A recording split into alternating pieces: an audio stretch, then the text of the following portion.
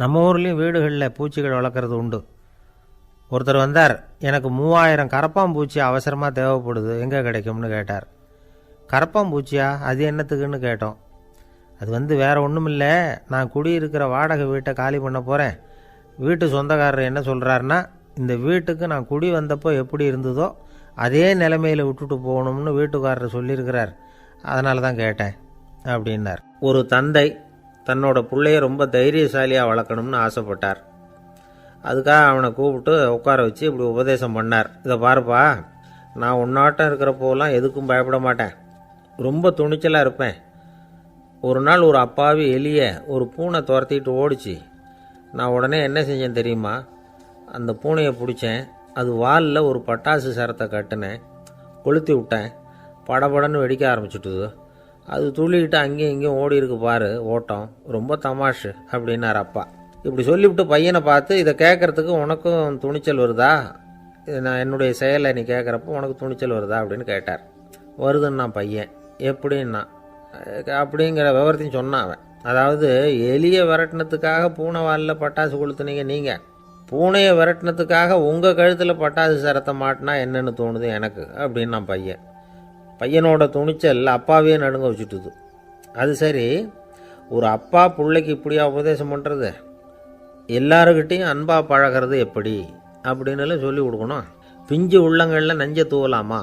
ஒரு நாள் விநாயகர் ஒரு பூனையோடு விளையாடிக்கிட்டு இருந்தாராம்.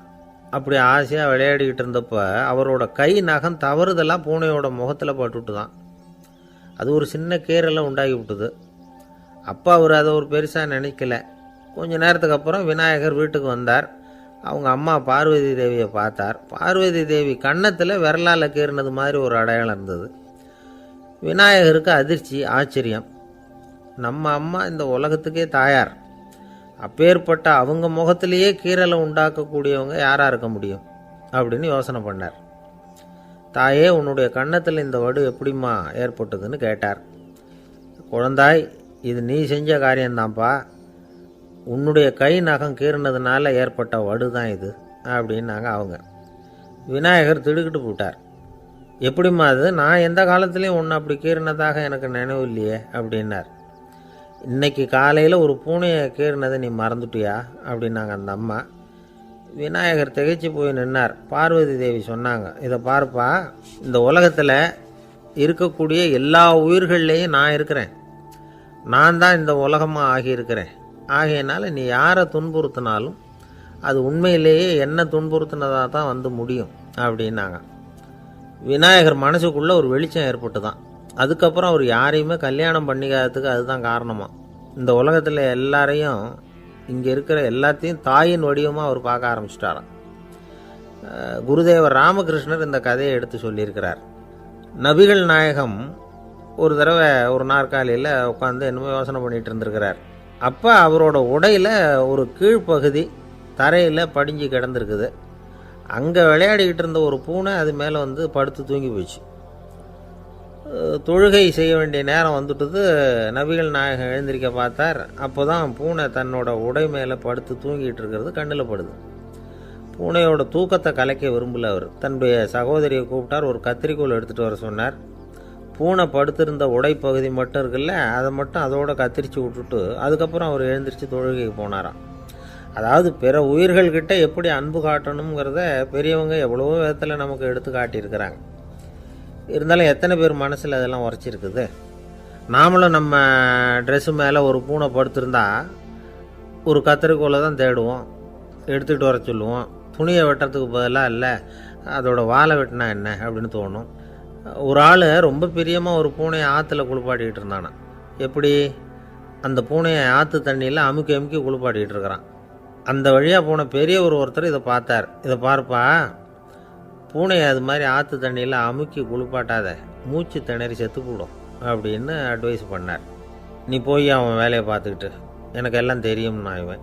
சரின்னு அவர் போயிட்டார். கொஞ்ச நேரம் கழித்து அவரே அந்த வழியாக திரும்பி வந்துக்கிட்டு இருந்தார். ஆற்றுல பூனையை குளிப்பாட்டிக்கிட்டு இருந்தவன் அழுதுகிட்டு உட்காந்துருக்கிறான். பக்கத்தில் அந்த பூனை செத்து கிடக்குது. இதை பார்த்தார் பெரியவர். நான் தான் அப்போவே சொன்னேனே அந்த பூனையை ஆற்றுல நினைக்காதேன்னு, அதை கேட்டிருந்தா இப்படி ஆயிருக்குமா அப்படின்னார். அந்த ஆள் கோபமாக இவரை முறைச்சி பார்த்தான். அட போய்யா, இந்த பூனை ஆற்றுல குளித்ததுனால ஒன்றும் செத்து போகல, குளித்ததுக்கு அப்புறம் அதோட உடம்பு ஈரமாக இருக்குதுன்னு அதை புழிஞ்சேன், அதனால தான் இப்படி ஆயிட்டுது அப்படின்னு நானாம். உலகத்தில் எது எதுக்கும் ஆராய்ச்சி கூடங்கள் இருக்குதுல்ல, அது மாதிரி தூக்கத்தை பற்றி ஆராய்ச்சி பண்ணுறதுக்கு ஒரு ஆராய்ச்சி கூடம் இருக்குது. அப்படி ஆராய்ச்சி பண்ணணும்னா அதுக்கு மூழ்கிக்கிட்டு இருக்கணும்ல, அதனால தான் அந்த ஆராய்ச்சி கூடம் இங்கே இல்லை. அமெரிக்காவில் பாஸ்டன் பல்கலைக்கழக மருத்துவமனையில் அது இருக்குது. அங்கே தூக்கத்தை பற்றி பலவிதமான ஆராய்ச்சிகள் பண்ணிகிட்டு இருக்கிறாங்க. அந்த ஆராய்ச்சி கூடத்தில் இயக்குனராக இருக்கிற ஒரு நிபுணர், அவர் என்ன சொல்கிறார் தெரியுமா? உங்களுக்கு தூக்கம் வரலையா, நீங்கள் நல்லா தூங்கிறதுக்கு தாராளமாக சில யோசனைகளை என்னால் சொல்ல முடியும் அப்படிங்கிறார். யோசனை தானே, காசா பணமாக கேட்டு வச்சுக்கலாமே. உணவு, மனநிலை, தூங்கும் இடத்தோட சூழ்நிலை, படுக்கைக்கு செல்கிறப்போ உள்ள பழக்க வழக்கங்கள், இது காரணமாக ஒருத்தருக்கு தூக்கம் வராமல் போகலாம். தூக்கம் வராததுக்கு இதுதான் காரணம்னா அதையெல்லாம் சுலபமாக கட்டுப்படுத்தலாங்கிறார் அவர். தூக்கத்தை வரவழைக்கக்கூடிய ஒரு நல்ல மருந்து உடற்பயிற்சி. ஆனால் ஒன்று, படுக்க போகிற நேரத்தில் இது மாதிரி உடற்பயிற்சிகள் எல்லாம் செய்யக்கூடாது. கொஞ்சம் முன்னாடி பகல்லையே இந்த பயிற்சிகளை செய்கிறது நல்லது. தூக்கம் வராமல் அவதிப்படுறவங்க பிற்பகல் நேரங்களில் காஃபி, டீ இது மாதிரி பானங்களை சாப்பிடக்கூடாது. மது அருந்துறது கூட தூக்கத்தை பாதிக்கும். வெது வெதுப்பான நீரில் குளிக்கிறது, தியானத்தில் ஈடுபடுறது, ஓய்வாக இருக்கிறது, படுக்கிறது, அதாவது படுக்கிறதுக்கு முன்னாடி ஒரு குவளை பால் சாப்பிட்றது, இதெல்லாம் தூக்கத்தை வரவழைக்கிறது ரொம்ப உதவியாக இருக்கும். இன்னொரு விஷயம் என்னென்னா, தூங்கி ஆகணுமேங்கிற கவலை வேண்டியதில்லை. அப்படி நினச்சி கவலைப்படுறதை விட்டுடணும். தூக்கம் வரலையா, உடனே படுக்கையை விட்டு எழுந்திருக்க வேண்டியது. வெளியில் வாங்க, வேறு ஏதாவது வேலையில் ஈடுபடுங்க, கொஞ்சம் நேரம் உலாவுங்க, அல்லது ஏதாவது ஒரு புஸ்தகத்தை எடுத்து படிங்க.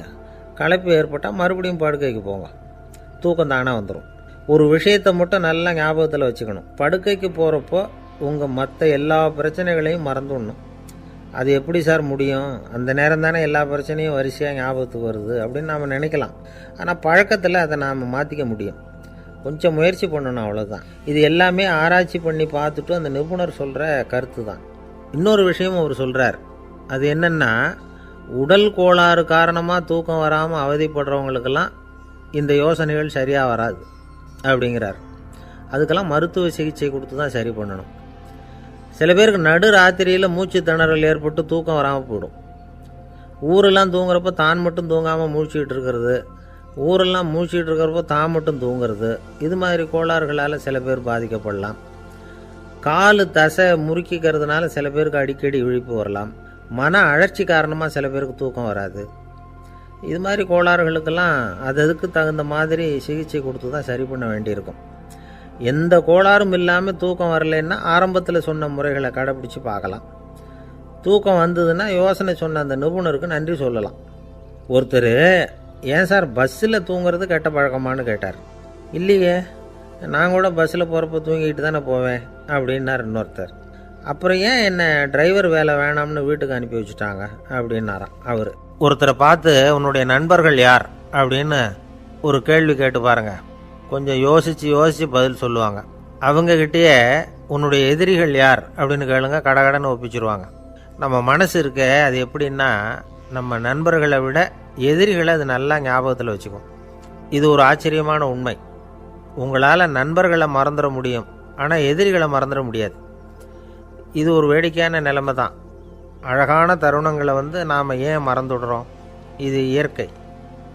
ஏன்னா நம்ம மனசு மலர்களை கவனிக்கிறதில்ல, அதில் இருக்கிற முள்ளை தான் கவனிக்குது.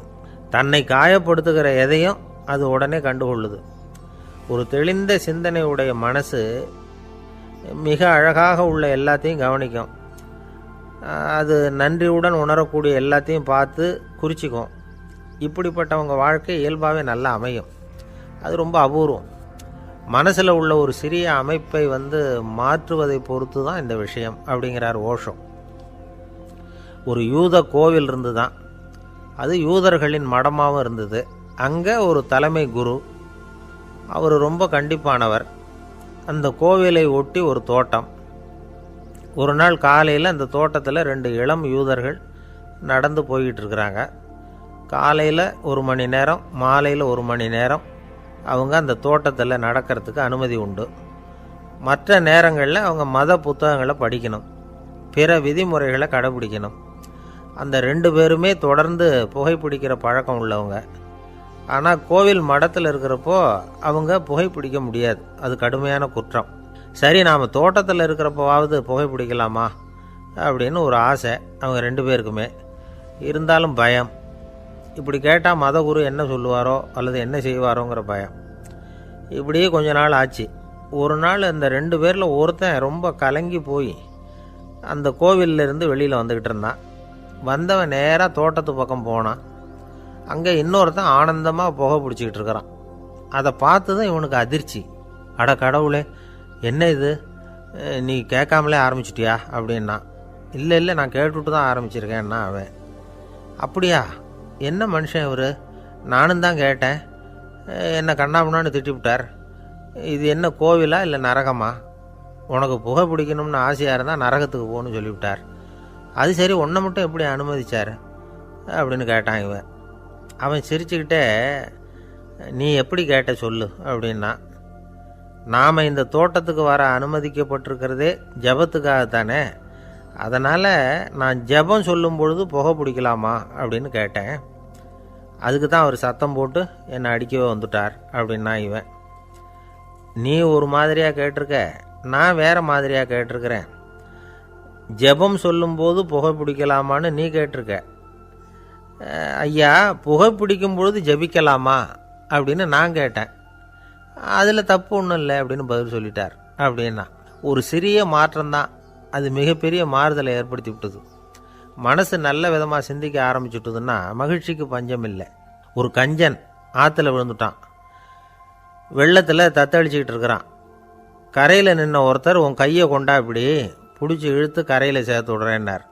எதையும் கொடுத்து பழக்கம் இல்லாத அவன் கையையும் கொடுக்க மாட்டேன்னுட்டான். இவர் பார்த்தார். உன் கையை கொடுன்னு சொல்கிறதுக்கு பதிலாக நான் என் கையை கொடுக்குறேன் பிடிச்சிக்கோ அப்படின்னார். அவன் கப்புன்னு பிடிச்சிக்கிட்டான், இழுத்து கரையில் போட்டார். ஒரு காலத்தில் பிரஷ்யா அப்படின்னு ஒரு தேசம் இருந்தது. இப்போ ஜெர்மனி இருக்குல்ல, இதோட பெரும்பகுதி ஒரு காலத்தில் பிரஷ்யாங்கிற பேரில் இருந்தது. அப்போ அதுக்கு அரசராக இருந்தவர் மகா ஃப்ரெடரிக், அதாவது ஃப்ரெடரிக் தி கிரேட் அப்படின்னு சொல்லுவாங்க. அந்த ராஜாவுக்கு ஒரு சந்தேகம். நாம் பல வகையான வரிகளை விதித்து வசூல் பண்ணுறோம், அப்படி பண்ணி வருமானம் குறைஞ்சிக்கிட்டே போகுதே, இதுக்கு என்ன காரணமாக இருக்கும்? இதுதான் அவருக்கு ஏற்பட்ட சந்தேகம். ஒரு சமயம் அந்த அரசர் தம்முடைய அமைச்சர்களையும் பிரபுக்களையும் தளபதிகளையும் கூப்பிட்டு ஒரு விருந்து வச்சார். விருந்து முடிஞ்சதும் அவங்கள பார்த்து இந்த சந்தேகத்தை கேட்டார். வரிகள் அதிகமாக விதித்து வருமானம் குறையறதுக்கு என்ன காரணம் அப்படின்னு கேட்டார். பல பேருக்கு இதுக்கு சரியாக பதில் சொல்ல தெரியல. அனுபவசாலியான ஒரு தளபதி எழுந்திருச்சார். அரசே, அது எப்படிங்கிறத இப்போ உங்களுக்கு காட்டுறேன்னார். உடனே ஒரு பெரிய பனிக்கட்டி ஒன்றை தன்னுடைய கையில் எடுத்தார். அதை அப்படியும் எப்படியும் திருப்பி பார்த்தார். அப்புறம் அடுத்தவர்கிட்ட கொடுத்தார். அவர் அதை அப்படியும் எப்படியும் திருப்பி பார்த்துட்டு அடுத்தபடியாக இருந்தவர்கிட்ட கொடுத்தார். இப்படியே இதை ஒவ்வொருத்தராக பார்த்துட்டு ஒவ்வொரு கையாக மாறி கடைசியில் மன்னர் கைக்கு போய் சேர்ந்தது. மன்னர் கைக்கு அந்த பனிக்கட்டி போய் சேர்ந்தப்போ அது கொஞ்சம் கொஞ்சமாக உருகி ஒரு பட்டாணி கடலை சைஸுக்கு ஆகிட்டுது. மன்னர் யோசனை பண்ணார், வரி அதிகமாக போட்டாலும் வந்து சேர்றது குறைவாக இருக்கிறதுக்கு என்ன காரணம் அப்படிங்கிறது அவருக்கு புரிஞ்சு போச்சு. காலம்தான் மாறிக்கிட்டு இருக்கே தவிர இந்த கையூட்டு வாங்குகிற பழக்கம் மாறினதாக தெரியல. இன்னொரு ராஜா இருந்தார். அவர் தன்னுடைய ராஜாங்கத்தில் லஞ்ச ஊழலே சுத்தமாக இருக்கக்கூடாது அப்படின்னு நினச்சார். அவர்கிட்ட பல்வேறு துறைகளுக்கும் பொறுப்பாக இருந்த பல பேரும் ரொம்ப சுத்தமாகவும் நேர்மையாகவும் இருந்தாங்க. ஒரே ஒருத்தர் மட்டும் எல்லார்கிட்டையும் லஞ்சம் வாங்கிட்டே இருந்தார். அவரை வேறு வேறு துறைகளுக்கு மாற்றி பார்த்தாரு. அந்த ராஜா என்னென்னமோ பண்ணி பார்க்குறாரு. எந்த வேலையை கொடுத்தாலும் அதுலேயும் லஞ்சம் வாங்கிறதுக்கு ஒரு வழியை உண்டு பண்ணிக்குவார் அந்த ஆள். ராஜாவுக்கு இது ஒரு பெரிய தலைவலியாக போட்டுது. இவர் என்ன பண்ணுறது, இவருக்கு என்ன வேலையை கொடுக்கறது, கொஞ்சம் கூட லஞ்சம் வாங்கிறதுக்கு சான்ஸே இல்லாத ஒரு வேலையை கொடுக்கணும் அப்படின்னு திட்டம் போட்டார். ஒரு நாள் அவருக்கு அந்த உத்தரவும் போட்டுட்டார். அதாவது அவருக்கு என்ன வேலைன்னா, கடற்கரையில் தான் அவருக்கு ஆஃபீஸ். அங்கேயே இருந்துக்க வேண்டியது. தினமும் எத்தனை கடல் அலை கரையில் வந்து மோதுது அப்படிங்கிறத கணக்கெடுத்து ராஜாவுக்கு தெரிவிக்க வேண்டியது. இதுதான் அவருக்கு வேலை. பேசாமல் அலையை எண்ணிட்டு உட்காந்துருக்கிட்டோம், அப்போவாவது அவர் லஞ்சம் வாங்குகிற சந்தர்ப்பம் இல்லாமல் போயிடும் அவருக்கு அப்படின்னு நினச்சார் ராஜா. இந்த ஆள் கடற்கரைக்கு போய் டியூட்டியில் ஜாயின் பண்ணிக்கிட்டார். ஒரே மாதத்தில் அங்கே சொந்தமாக ஒரு பிரம்மாண்டமான மாளிகை கட்டிவிட்டார். ராஜாவுக்கு இது பெரிய ஆச்சரியமாக போச்சு. அலையை என்ற வேலையில் அந்த ஆள் எப்படி பணம் சம்பாதிச்சார் அப்படின்னு விசாரித்து பார்த்தார் அக்கம் பக்கத்தில். அந்த ஆள் என்ன பண்ணியிருக்கிறாருன்னா, கடற்கரையில் போய் பொறுப்பை ஏற்றுக்கிட்ட உடனே அங்கே இருந்த மீனவர்கள்கிட்ட எல்லாம் இந்த கரையில் வந்து ஒரு நாளில் வந்து மோதுகிற அலைகள் எத்தனை அப்படின்னு கேட்டிருக்காரு. அது எப்படிங்க தெரியும்னு இருக்காங்க அவங்க. தினமும் அந்த எண்ணிக்கை தெரியணும். நம்ம ராஜாவுக்கு தினமும் அறிக்கை அனுப்பணும், டெய்லி ரிப்போர்ட்டு. தவறுனா நீங்கள் இந்த கடலில் போய் மீன் பிடிக்கிறதுக்கு ராஜாவோட அனுமதி கிடைக்காது அப்படின்ட்டுருக்காரு. உடனே மீனவர்கள்லாம் பயந்து போட்டாங்க. கடலுக்கு போகிறதுக்கு அனுமதி இல்லைன்னா பட்டினி கிடக்கிறது மாதிரி ஆகிடுமே. மெதுவாக அந்த ஆளுகிட்ட போனாங்க, காதோட காதாக சொன்னாங்க, ஐயா எங்களால் வந்து கடல் அலையை வந்து எண்ண முடியாது. தினமும் எங்களால் முடிஞ்சதை உங்களுக்கு பணமாக கொடுத்துட்றோம். நீங்கள் தான் ராஜா கிட்ட சிபாரிசு பண்ணி நாங்கள் தொடர்ந்து மீன் பிடிக்கிறதுக்கு அனுமதி வாங்கி கொடுக்கணும் அப்படின்னு வேண்டிக்கிட்டாங்க. பணம் தினமும் வந்து சேர ஆரம்பிச்சுட்டுது. பதவியில் மற்ற பதவியோட இந்த பதவி எவ்வளவோ மேல் அப்படின்னு நினச்சிட்டான் அந்த ஆள். அது மட்டும் இல்லை, தயவு பண்ணி என்னை இந்த இடத்த விட்டு மாற்றிவிடாதீங்க சார் அப்படின்னு வேற கேட்க ஆரம்பிச்சிட்டானா. எனக்கு இது மட்டும்தான் சார் தெரியும், இதை தவிர வேறு எதுவும் தெரியாது அப்படின்னு சொல்லிக்கிட்டே காலம் தள்ளுறவங்க ரொம்ப பேர். அவங்களெல்லாம் கஷ்டப்பட வேண்டியிருக்கும். ஒருத்தர் தன்னுடைய தொழிலில் ரொம்ப கெட்டிக்காரராக இருக்கலாம். அதுக்காக எப்பவும் அதே ஞாபகத்தில் இருந்துக்கிட்டு உலகியல் அறிவு இல்லாமல் இருந்துடக்கூடாது, அது ஆபத்து. இதுக்காக நம்ம தாத்தா பாட்டிலாம் ஒரு கதை சொல்லுவாங்களே, கேள்விப்பட்டிருக்கீங்களா? ஒரு சமயம் ஒரு 4 பேர் சேர்ந்து வெளியூருக்கு பிரயாணம் போனாங்களாம். அந்த 4 பேர் எப்படி தெரியுமா? ஒருத்தர் வந்து வேதாந்தி, இன்னொருத்தர் சங்கீத வித்வான், 3வது ஆள் வைத்தியர், 4வது ஆள் ஜோசியர். இவங்க 4 பேரும் நண்பர்கள். அதனால் சேர்ந்து புறப்பட்டாங்க. வழியில் ஒரு ஊரில் தங்கினாங்க. இருட்டி போச்சு.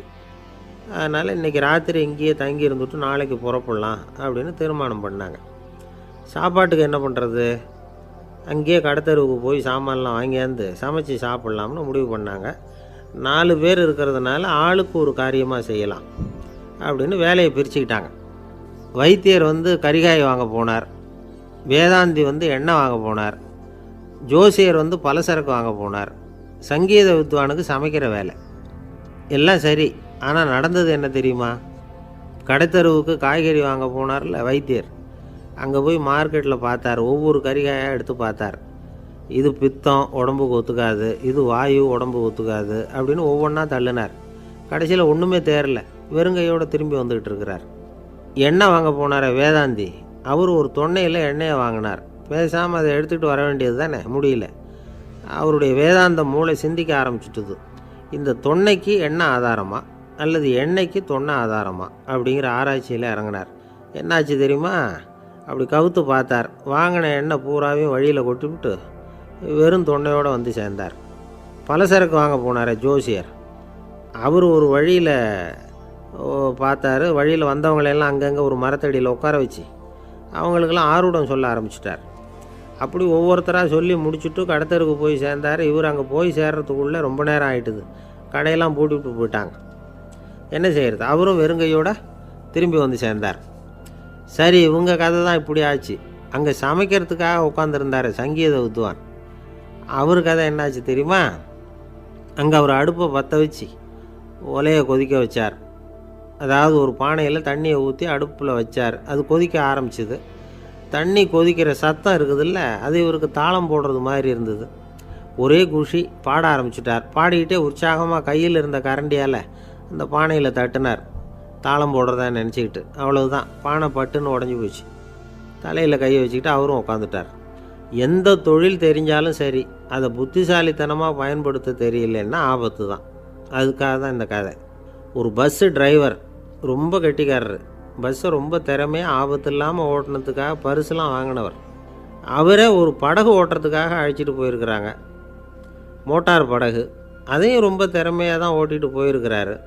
நடுக்கடலில் போனதும் படகு நின்று போச்சு. மோட்டாரில் ஏதோ கோளாறு. என்ன செய்யலாம் அப்படின்னு அந்த டிரைவரை கேட்டிருக்கிறாங்க படகுல இருந்தவங்கெல்லாம். அப்போ அவர் சொன்னாராம், கவலைப்படாதீங்க, ஒன்றும் பிரச்சனை இல்லை, எல்லோரும் கொஞ்சம் கீழே இறங்கி பின்னாடி தள்ளுங்க, மோட்டார் ஸ்டார்ட் ஆகிடும் அப்படின்னாராம். ஒரு ஊரில் ஒரு இளைஞன் இருந்தான். ஒரு நாள் அவன் ஒரு குருவை தேடிக்கிட்டு புறப்பட்டான். ஊரை விட்டு வெளியில் போனான். போகிற வழியில் ஒரு காடு. அந்த காட்டில் ஒரு மரத்தடியில் ஒரு பெரியவர் உட்காந்துருக்கிறார். அமைதியாக மௌனமாக அவர் அமர்ந்திருக்கிறார். இந்த பெரியவரை விசாரிக்கலாம், குருவை தேடி கண்டுபிடிக்கிறதுக்கு இவர் ஏதாவது ஒரு வழி சொல்லி கொடுப்பார் அப்படின்னு நினச்சிக்கிட்டு அவரை நெருங்கினான். ஐயா, எனக்கு ஒரு குரு தேவை, எங்கே கிடைப்பார்? அவரை எப்படி அடையாளம் கண்டுபிடிக்கிறது? அதை பற்றி ஏதாவது விவரம் சொன்னீங்கன்னா நான் கண்டுபிடிச்சிக்குவேன் அப்படின்ட்டுருக்கான். பெரியவர் நிமிர்ந்து பார்த்தார். தம்பி, அது ரொம்ப சுலபம். அவர் வயசானவராக இருப்பார், என்னை விட சுமார் 30 வயசு அதிகமாக இருக்கும். அவர் ஒரு மரத்தடியில் தான் உட்காந்துருப்பார் அப்படின்ட்டுருக்கான். சரிங்க பெரியவரே, அது என்ன மாதிரியான மரம், எப்படி இருக்கும் அப்படின்னு கேட்டிருக்கான். பெரியவர் அந்த விவரங்களையும் சொல்லியிருக்கிறாரு. அது மட்டும் இல்லை, சந்திக்கிற நாள், நேரம், வினாடி முதற்கொண்டு எல்லா விவரங்களையும் துல்லியமாக சொன்னாராம். இவ்வளவு விவரங்களை இவரால் எப்படி சொல்ல முடியுது அப்படின்னு இவனுக்கு ஆச்சரியம். இருந்தாலும் அந்த பெரியவர் கடைசியாக ஒரு விவரம் சொன்னார். அது என்ன தெரியுமா, எப்படியும் நீ அவரை சந்திக்கிறதுக்கு ஒரு 30 வருஷம் ஆகும் அப்படின்னு சொல்லிவிட்டாராம். ரொம்ப நன்றிங்க பெரியவரே அப்படின்னு சொல்லிவிட்டு அந்த இளைஞன் புறப்பட்டுருக்கான். இப்போ அவனுக்கு குரு பற்றின விவரம் எல்லாம் கிடச்சிட்டுது, சந்திக்கிற நேரமும் தெரிஞ்சுட்டுது. ஆனால் 30 வருஷம் அவரை தேடி அலைய வேண்டியிருக்குமே. அவன் தேட ஆரம்பித்தான். காடு மலை எல்லாம் சுற்றி அலைஞ்சான்.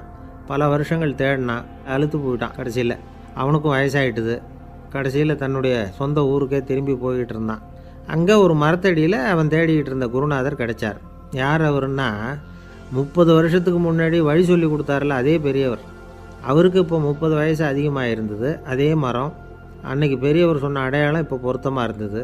இப்போ அந்த பெரியவர் சொன்னார், சரியாக வந்து சேர்ந்துட்டேன், வா, உனக்காக தான் நான் இவ்வளவு காலமும் காத்துக்கிட்டு இருந்தேன் அப்படின்னாரான். என்ன சொல்கிறீங்கன்றிருக்கான். 30 வருஷத்துக்கு முன்னாடி என்கிட்ட வந்தியே, அப்போவே என் காலம் வந்து முடிஞ்சு போயிருந்தது. அப்போவே என்ன உனக்கு அடையாளம் தெரியல, அதனால் இவ்வளவு காலம் உனக்காக காத்துட்ருக்கும்படி ஆகிட்டுது அப்படின்னாரான். ஐயா, அப்போவே நீங்கள் சொல்லியிருக்கலாமே, இதுதான் 30 வருஷம் கழித்து நீ சந்திக்க போகிற இடம், நான் தான் உன்னுடைய குரு அப்படின்னு சொல்லியிருக்கலாமே அப்படின்ட்டுருக்கான். அந்த பெரியவர் சிரிச்சுக்கிட்டே அதுக்கு பதில் சொன்னாராம். நான் எவ்வளவோ விவரமாக தான் சொன்னேன், நீ சரியாக புரிஞ்சிக்கல. காரணம், அப்போ நீ போதுமான அளவுக்கு பக்குவம் பெற்றிருக்கவில்லை. அதனால் புரியும் சக்தி இல்லாமல் போயிட்டுதப்போ 30 ஆண்டு காலம் நீ அலைஞ்சி தெரிஞ்சிருக்கிற. அது காரணமாக இப்போ உனக்கு அந்த பக்குவம் வந்துட்டுது. அதனால தான் அடையாளம் காண முடிஞ்சுது, நானே உன்னுடைய குரு அப்படின்னாராம். இதிலேருந்து என்ன தெரியுதுன்னா, ஆன்மீகத்தில் மாணவனாக சேர்றதுக்கு கூட ஒரு பக்குவத்தன்மை தேவைப்படுது. ஒரு பெரிய ஞானி, அவர்கிட்ட ஒரு சீடனாக இருக்க ஒருத்தன் வந்தான், எதிரில் நின்னான். ஞானி அவனை வெகு நேரம் உற்று பார்த்தார். அப்புறம் சொன்னார், சீடனாக இருக்கிறது ரொம்ப சிரமம்னார். நான் தயாராக இருக்கிறேன்னா. அது இன்னமும் சிரமமாச்சே, இங்கே வந்து குருவாக இருக்கிறது மட்டுமே சுலபம் அப்படின்னாராம். அப்படின்னா நான் குருவாகவே ஆயிடுறேன் அப்படின்னானா. இது போலவே இந்த காலத்தில் கதை ஒன்று உண்டு. ஒரு பள்ளிக்கூடத்தில் வகுப்பு ஆசிரியர் மாணவனை திட்டிக்கிட்டு இருந்தார். டேய், நீ 100க்கு 10 மார்க்கு தான் வாங்கிக்கிட்டு இருக்க. இவ்வளவு மோசமாக நீ படித்தா கடைசியில் மாடு மேய்க்கிறது கூட லாய்க்கு இல்லாதவனா ஆகிடுவேன். அதுக்கப்புறம் என்ன செய்ய போகிறேன் அப்படின்னாராம். பையன் தலையை சொரிஞ்சிக்கிட்டே சொன்னானா, சார் அப்படின்னா ஒன்று செய்கிறேன் அப்படின்னானா. இவர் கேட்டிருக்கார், என்ன செய்ய போகிறேன்னு. வேறு என்ன சார், உங்களை மாதிரி ஒரு ஆசிரியர் ஆகிடுறேன் அப்படின்னானா. இமயமலை அடிவாரத்தில் ஒரு மடம். அங்கே ஒரு சன்னியாசி இருந்தார். அவர்கிட்ட ஒருத்தர் வந்தார். சுவாமி, ஆசையை உதற நினைக்கிறேன், முடியல, ஒட்டிக்கிட்டே வருது அப்படின்னாராம். இப்படி உட்கார, ஒரு கதை சொல்கிறேன் அப்படின்னு சொல்லி அவர் சொல்ல ஆரம்பித்தாராம். அவர் சொன்ன கதை என்னென்னா, ஒரு ஊரில் ஒரு ஆள் இருந்தான். அவன் பேர் குப்புசாமி. அவங்ககிட்ட எப்பவும் ஒரு பழைய தொப்பி இருக்கும், விடவே மாட்டான். அதனால் அவனை எல்லோரும் தொப்பி சாமி அப்படின்னு தான் கூப்பிடுறது வழக்கம். ஒரு புது தொப்பி வாங்கிக்கப்படாதாப்பா அப்படின்னு நண்பர்கள்லாம் சொல்லி பார்த்தாங்க. பணத்துக்கு எங்கே போவேன் அப்படின்னு விட்டானான். பணம் வச்சுருக்கான், செலவு பண்ண மனசு வரல, மகா கஞ்சன். பழைய பாட்டில்கள்லாம் வாங்கி விற்றுக்கிட்டு இருந்தான். அப்படி ஒரு தடவை பழைய கண்ணாடி சாமான்களை ஏலத்தில் எடுத்தப்போ அதில் ஒரு அருமையான சென்ட்டு பாட்டில் கிடச்சிது. உடனே ஒரு ஐடியா பண்ணான். அந்த சென்ட்டை வந்து சின்ன சின்ன பாட்டில்களில் அடைச்சி ஜன்னல் ஓரமாக அடுக்கி வச்சுட்டான். அதை விற்றா நிறைய பணம் கிடைக்குமே. அதனால் இதுக்கு இடையில் ஒரு நாள் அவன் வந்து அப்படியே உட்காந்துருந்தான். அந்த நேரம் நண்பன் வந்தான். ஏண்டா, உன் பழைய தொப்பியை மாற்றப்படாதா, ஊரில் எல்லோரும் கேலி பேசுகிறாங்களே ஒன்று தொப்பி சாமின்னு அப்படின்னு சொல்லி கேட்டிருக்கான். இந்த சென்ட்டு பாட்டில் விற்றதும் பணம் வரும், அதுக்கப்புறம் பார்க்கலாம் அப்படின்னு நானா. இவன் சரி வா, நீச்சல் குளத்துக்கு போயிட்டு வருவோம் அப்படின்னு கூப்பிட்ருக்கான் நண்பன். 2 பேரும் போனாங்க. அதே நேரம் அந்த ஊர் நீதிபதியும் அங்கே குளிக்க வந்தாராம். அவர்கிட்ட இருந்தது விலை வசந்த ஒரு புது தொப்பி. அதை அங்கே இருந்த ஸ்டாண்டில் மாட்டிவிட்டு குளிக்க போனார். இதுக்கிடையில் குப்புசாமி குளிச்சுட்டு வந்தான். அவனுடைய பழைய தொப்பியை காணலை. அந்த புது தொப்பியை பார்த்தா இது நண்பனுடைய வேலை தான் அப்படிங்கிறதாக புரிஞ்சுக்கிட்டு அதை எடுத்து மாட்டிகிட்டு வந்துட்டான். நீதிபதி குளிச்சுட்டு வந்து பார்க்குறாரு, தொப்பியை காணும். போலீஸில் புகார் கொடுத்தார். அவங்க வந்து தேடினாங்க. ஒரு மூலையில் பழைய தொப்பி கிடச்சிது. அடடா, இது நம்ம குப்புசாமியோட தொப்பி இல்லையா அப்படின்னு நானா ஒருத்தன். உடனே அவன் வீட்டுக்கு தேடிட்டு போயிருக்காங்க. அங்கே போய் பார்த்தா புது தொப்பி அங்கே இருக்குது. உடனே அவனுக்கு 1000 ரூபா அபராதம் போட்டாங்களாம். அவன் பணத்தை கட்டிவிட்டு ரொம்ப எரிச்சலோடு வீட்டுக்கு வந்தான். பழைய தொப்பி கண்ணில் பட்டுது. மறுபடியும் உன்னால் தானே எனக்கு 1000 ரூபா நஷ்டம் அப்படின்னு சொல்லி அதை எடுத்துக்கிட்டு அப்படி போயிருக்கான். அந்த ஊர் குளத்தில் வீசி எரிஞ்சிட்டு வந்துட்டான். அது மீன் பிடிக்கிற ஒருத்தன் கையில் சிக்கிச்சு. அவன் வர்ற வழியில் அதை எடுத்து வேகமாக வீசி எறிஞ்சான். அது நேராக குப்புசாமி வீட்டு ஜன்னல் வழியாக உள்ளே வந்து இந்த சென்ட்டு பாட்டில்கள் மேலே விழுந்து எல்லாம் உடஞ்சி நொறுங்கி போச்சு. குப்புசாமி பார்த்தான். தோட்டத்தில் ஆழமாக ஒரு குழியை வெட்டினான். அந்த தொப்பியை போட்டான், மூடிவிட்டான். இதை அடுத்த வீட்டுக்காரன் பார்த்தான். ஏதோ புதையல் தான் வச்சுருக்கான் போல இருக்குன்னு நினச்சான். போலீஸில் போய் புகார் கொடுத்துட்டான். மறுபடியும் போலீஸ் குழியை தோண்டினாங்க. பழைய தொப்பி மறுபடியும் வெளியில் வந்தது. எல்லோரும் சிரிக்கிறாங்க. அன்னைக்கு ராத்திரியே அந்த தொப்பியை எடுத்துக்கிட்டு நேராக புறப்பட்டான். ஒரு கல்லில் அதை சேர்த்து கட்டி குடிநீர் தொட்டி இருக்கும்ல, அதில் போட்டுட்டு வந்துட்டான். இனிமேல் என்ன பண்ணும் பார்ப்போன்னு. ஒரு நாள் திடீர்னு குழாயெல்லாம் அடைப்பட்டு போச்சு. மாநகராட்சி அலுவலர்கள் வந்து என்னன்னு பார்த்தா அந்த பழைய தொப்பி குழாயை அடைச்சிக்கிட்டு இருக்குது. இது குப்புசாமியோட தொப்பிங்கிறது தான் எல்லாருக்கும் தெரியுமே. உடனே குடிநீரை வந்து பாழாக்கணத்துக்காக குப்புசாமிக்கு கோர்ட்டு 2500 ரூபா அபராதம் போட்டுவிட்டுது. அதையும் கட்டிவிட்டு வெளில வந்தான். கடைசியாக முடிவு பண்ணான். ஒரு நெருப்பு குச்சியை கிழிச்சான். தொப்பியை கொளுத்தினான். எரிஞ்சுது. எடுத்து வெளில எரிஞ்சான். கொஞ்ச நேரத்தில் தீ அணைப்பு படம் வந்துட்டுது. ஆமாம், இவன் எடுத்து எரிஞ்சது வெளியில் விழுந்து வீட்டு கூரையே பற்றிக்கிட்டு எரிய ஆரம்பிச்சுட்டுது. அவனோட பணத்தாசையும் அதோடு சேர்ந்து எரிஞ்சு போச்சான். இப்படி ஒரு கதை. இந்த கதையை சொல்லி முடித்தார் அந்த இமயமலை அடிவாரத்தில் இருந்த சன்னியாசி. இப்போ அந்த குப்புசாமி எங்கே இருக்கிறான்னு கேட்டார் எதிரில் இருந்தவர். இதோ உன் எதிரிலே இருக்கிறான், நான் தான் அந்த குப்புசாமி அப்படின்னாரான் அந்த சன்னியாசி. அந்த குப்புசாமிகிட்ட இருந்தது மாதிரி ஒரு பழைய தொப்பி நம்ம ஒவ்வொருத்தர்கிட்டையும் உண்டு. அதை எப்படி தொலைக்கிறதுன்னு தெரியாமல் தடுமாறிக்கிட்டு இருக்கிறோம். அது என்ன தொப்பிங்கிறீங்களா? அதுதான் நம்மை சூழ்ந்திருக்கிற மாயை அப்படிங்கிறார் சுவாமி சின்மயானந்தர். மெய்ஞானம் கிடைக்கிறப்போ மாயை வந்து எரிஞ்சு போகும் அப்படிங்கிறது அவருடைய கருத்து. நம்மால் ஒருத்தர் வேகமாக ஓடி வந்தார். காலில் மாட்டியிருந்த பழைய செருப்பு ரெண்டையும் ஆவேசமாக தூக்கி ஒரு கிணத்துல போட்டுட்டு வெறுங்காலோடு நடந்து வந்துக்கிட்டு இருக்கிறார். ஏன் அப்படி பண்ணீங்க அப்படின்னு கேட்டோம்.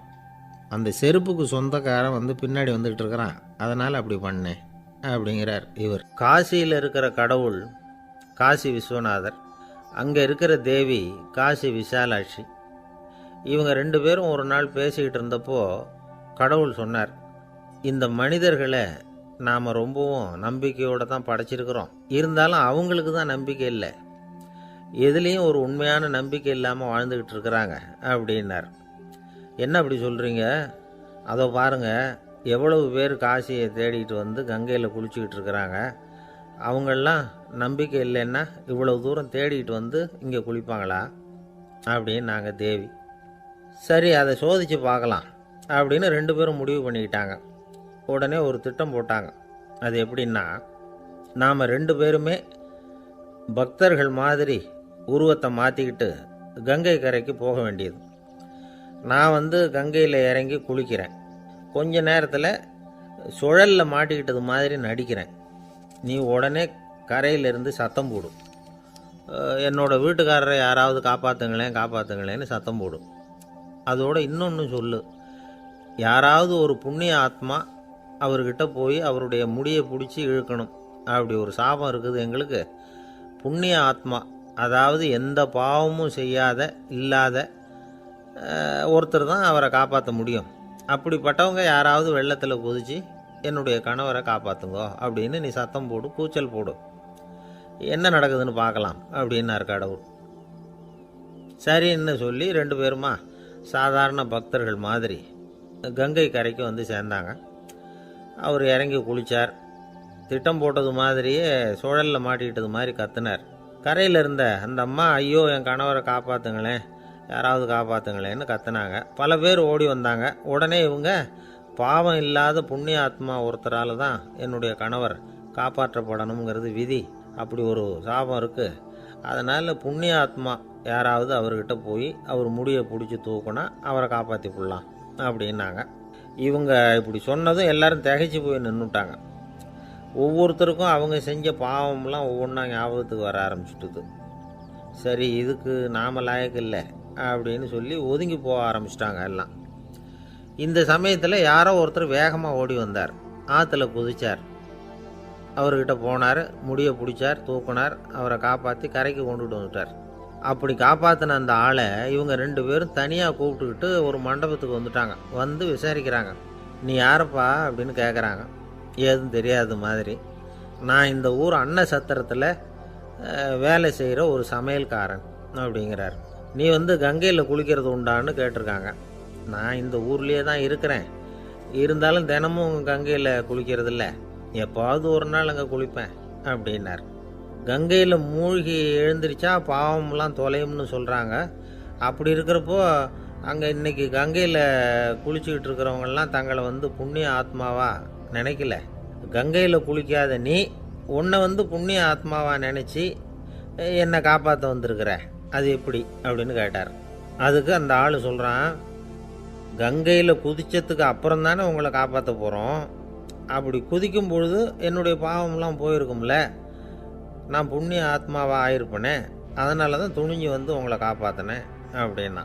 கடவுளும் தேவியும் அவனுக்கு வந்து காட்சி கொடுத்தாங்களாம். இப்படி ஒரு கதை உண்டு. அதாவது கங்கையில் குளிச்சுக்கிட்டு இருக்கிறவங்களுக்கே தங்களுடைய பாவம் போகுங்கிற நம்பிக்கை பரிபூர்ணமாக இல்லை.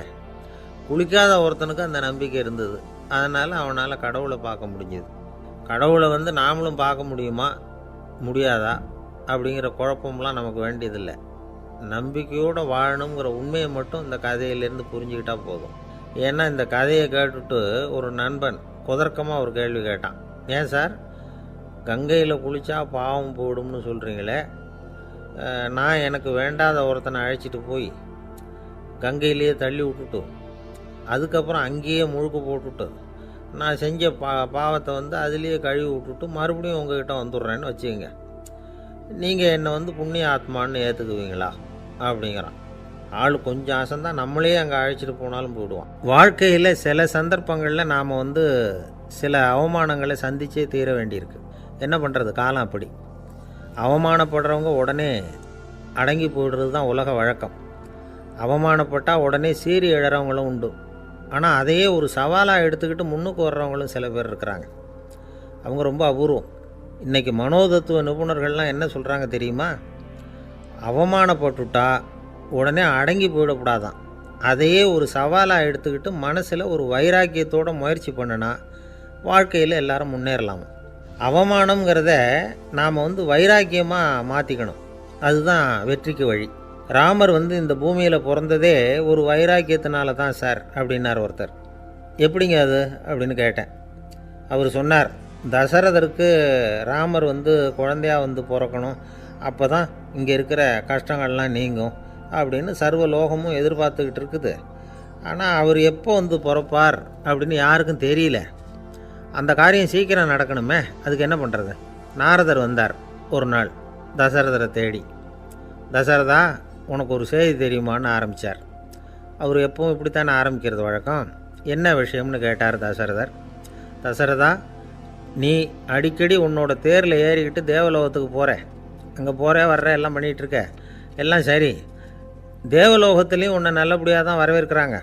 தேவேந்திரன் உன்னை பிரியமாக அழைச்சிட்டு போய் தன்னுடைய அரியாசனத்திலேயே தனக்கு பக்கத்திலேயே உட்கார வைக்கிறான். நீயும் சந்தோஷமாக உட்காந்து பேசிவிட்டு வந்துடுற. ஆனால் நீ இங்கே வந்ததுக்கு அப்புறம் அங்கே என்ன நடக்குது தெரியுமா உனக்கு அப்படின்னாரான் நாரதர். என்ன நடக்குது எனக்கு ஒன்றும் தெரியலையே அப்படின்னாரான் தசரதர்.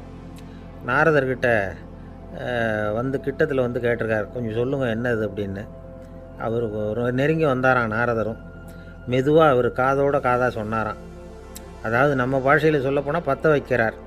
நீ அங்கே தேவேந்திரங்கிட்ட உட்காந்து பேசிவிட்டு வந்த பிறகு நீ அங்கே உட்காந்துருந்த அரியாசனத்தை தண்ணி ஊற்றி கழுவி சுத்தப்படுத்துகிறாங்க. நீ என்ன அந்த அளவுக்கு சுத்தம் இல்லாத ஆளா, தினம் குளிக்காமையாக இருக்கிற அப்படின்னாராம். தசரதருக்கு இது ரொம்ப அவமானமாக போயிட்டுது.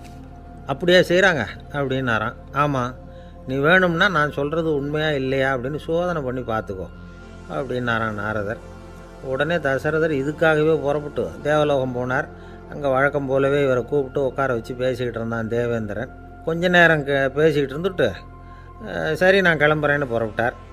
சரி, அவனும் வாசல் வரைக்கும் வந்து வழி அனுப்பி வச்சுட்டு உள்ளே போயிட்டான். தசரதர் வெளியில் கொஞ்சம் நேரம் மறைஞ்சி இருந்துட்டு மெதுவாக உள்ளே எட்டி பார்த்தார் என்ன நடக்குதுன்னு. நாரதர் சொன்னது உண்மைதான். தசரதர் உட்காந்துருந்த ஆசனத்தை அங்கே 2 தேவர்கள் கழுவி சுத்தப்படுத்திக்கிட்டு இருக்கிறாங்க. தசரதரால் இதை தாங்கிக்க முடியல. அவருக்கு ரொம்ப அவமானமாக போச்சு. நேராக கிடுகிடுன்னு தேவேந்திரங்கிட்டே போனார். நான் உட்காந்துருந்த இருக்கையே சுத்தம் பண்ணுறியே, நான் என்ன அந்த அளவுக்கு பாவியா அப்படின்னு கேட்டார். ரொம்ப கோபமாக கேட்டார். தசரதரே, மனுஷனுக்கு 3 கடன்கள் உண்டு. தேவ கடன், ரிஷி கடன், பித்ரு கடன். இதை தீர்க்காதவன் பாவியாகிறான். இதில் மகனை பெறுவதால் தான் பித்ரு கடன் தீரும். உனக்கு மகன் கிடையாது, அதனால் நீ பாவியாகிற.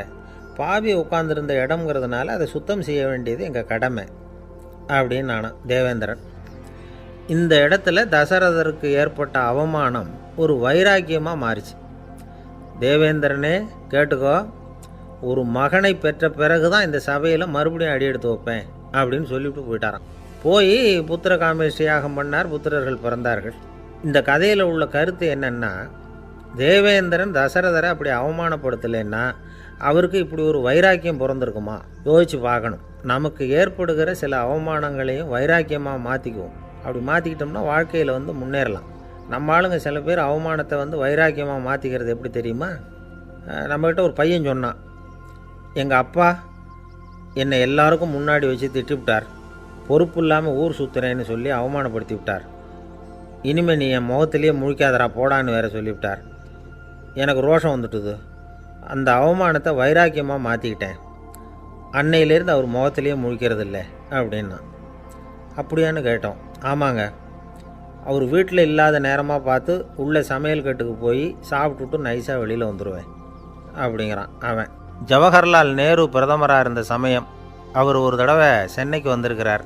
இங்கே சில முக்கிய நிகழ்ச்சிகளில் கலந்துக்கிறதுக்காக வந்திருந்தார். ஆளுநர் மாளிகையில் ஒரு நாள் ராத்திரி தங்கி மறுநாள் புதுடெல்லி புறப்படுறதாக ஏற்பாடு. நிகழ்ச்சியிலெல்லாம் முடிச்சுக்கிட்டு ஆளுநர் மாளிகையில் தங்கியிருக்கிறார். அன்றைக்கு இரவு படிக்கிறதுக்கு ஒரு முக்கியமான புத்தகம் அவருக்கு தேவைப்பட்டது. அந்த சமயத்தில் உலக அளவில் ஒரு முக்கியமான பொருளாதாரம் சம்பந்தமான ஒரு புத்தகம் வெளியாகி இருக்கிற விஷயம் அவருக்கு தெரியும். அந்த புத்தகம் மெட்ராஸுக்கு வந்திருக்குமா, அது இங்கே கிடைக்குமா அப்படின்னு விசாரிச்சிருக்கிறார் நேருஜி. அவர் இப்படி கேட்ட உடனே அங்கே இருந்தவங்கெல்லாம் ரொம்ப பரபரப்பாக செயல்பட ஆரம்பிச்சுட்டாங்க. முக்கியமான இடங்கள்ல எல்லாம் விசாரிச்சிருக்கிறாங்க அந்த புத்தகம் உங்ககிட்ட இருக்கான்னு. சென்னையில் உள்ள கன்னிமாரா நூல் நிலையத்துக்கு எப்படியும் அந்த புத்தகம் வந்திருக்கணும் அப்படின்னு ஒரு நம்பிக்கை. அங்கே விசாரித்தாங்க. அந்த புத்தகம் 2 நாளைக்கு முன்னாடி தான் அங்கே வந்திருக்குது அப்படிங்கிற விஷயம் தெரிஞ்சுது. உடனே எல்லோரும் அங்கே ஓடினாங்க. அவங்களுக்கு இன்னொரு சந்தேகம், புத்தகம் வந்திருக்கு சரி, அது இந்த சமயத்தில் வேறு யாரும் படிக்கிறதுக்கு எடுத்துகிட்டு போயிருக்கக்கூடாதே அப்படிங்கிற சந்தேகம் இருந்தாலும் மனசுக்குள்ளே ஒரு தைரியம். இப்படி ஒரு புத்தகம் வெளிவந்திருக்கிற விஷயமே நேருஜி சொல்லி தான் நமக்கே தெரியும். அதுவும் இல்லாமல் உலக பொருளாதாரம் சம்பந்தமான ஏதோ ஒரு புத்தகம் அது. அதை போய் இந்த நேரத்தில் அவ்வளவு ஆர்வமாக யார் எடுத்துகிட்டு போயிட போகிறாங்க அப்படிங்கிற தைரியம். இந்த தைரியத்தோடு அந்த நூல் நிலையத்துக்கு ஓடினாங்க. புத்தகத்தை தேடினா அது கிடைக்கல. யாரோ எடுத்துகிட்டு போயிருக்கிறாங்க. நேருவுக்கு மட்டுமே தெரிஞ்சிருந்த அந்த புத்தகம் பற்றின விஷயம் சென்னையில் வேற ஒருத்தருக்கும் தெரிஞ்சிருக்குது. உடனே எல்லாரும் பரபரப்பாக அதுக்குன்னு இருக்கிற ரிஜிஸ்டர் இருக்குல்ல, பதிவேடு, அதை புரட்டி பார்க்குறாங்க யார் எடுத்துகிட்டு போகிறாங்கன்னு தெரிஞ்சுக்கிறதுக்காக.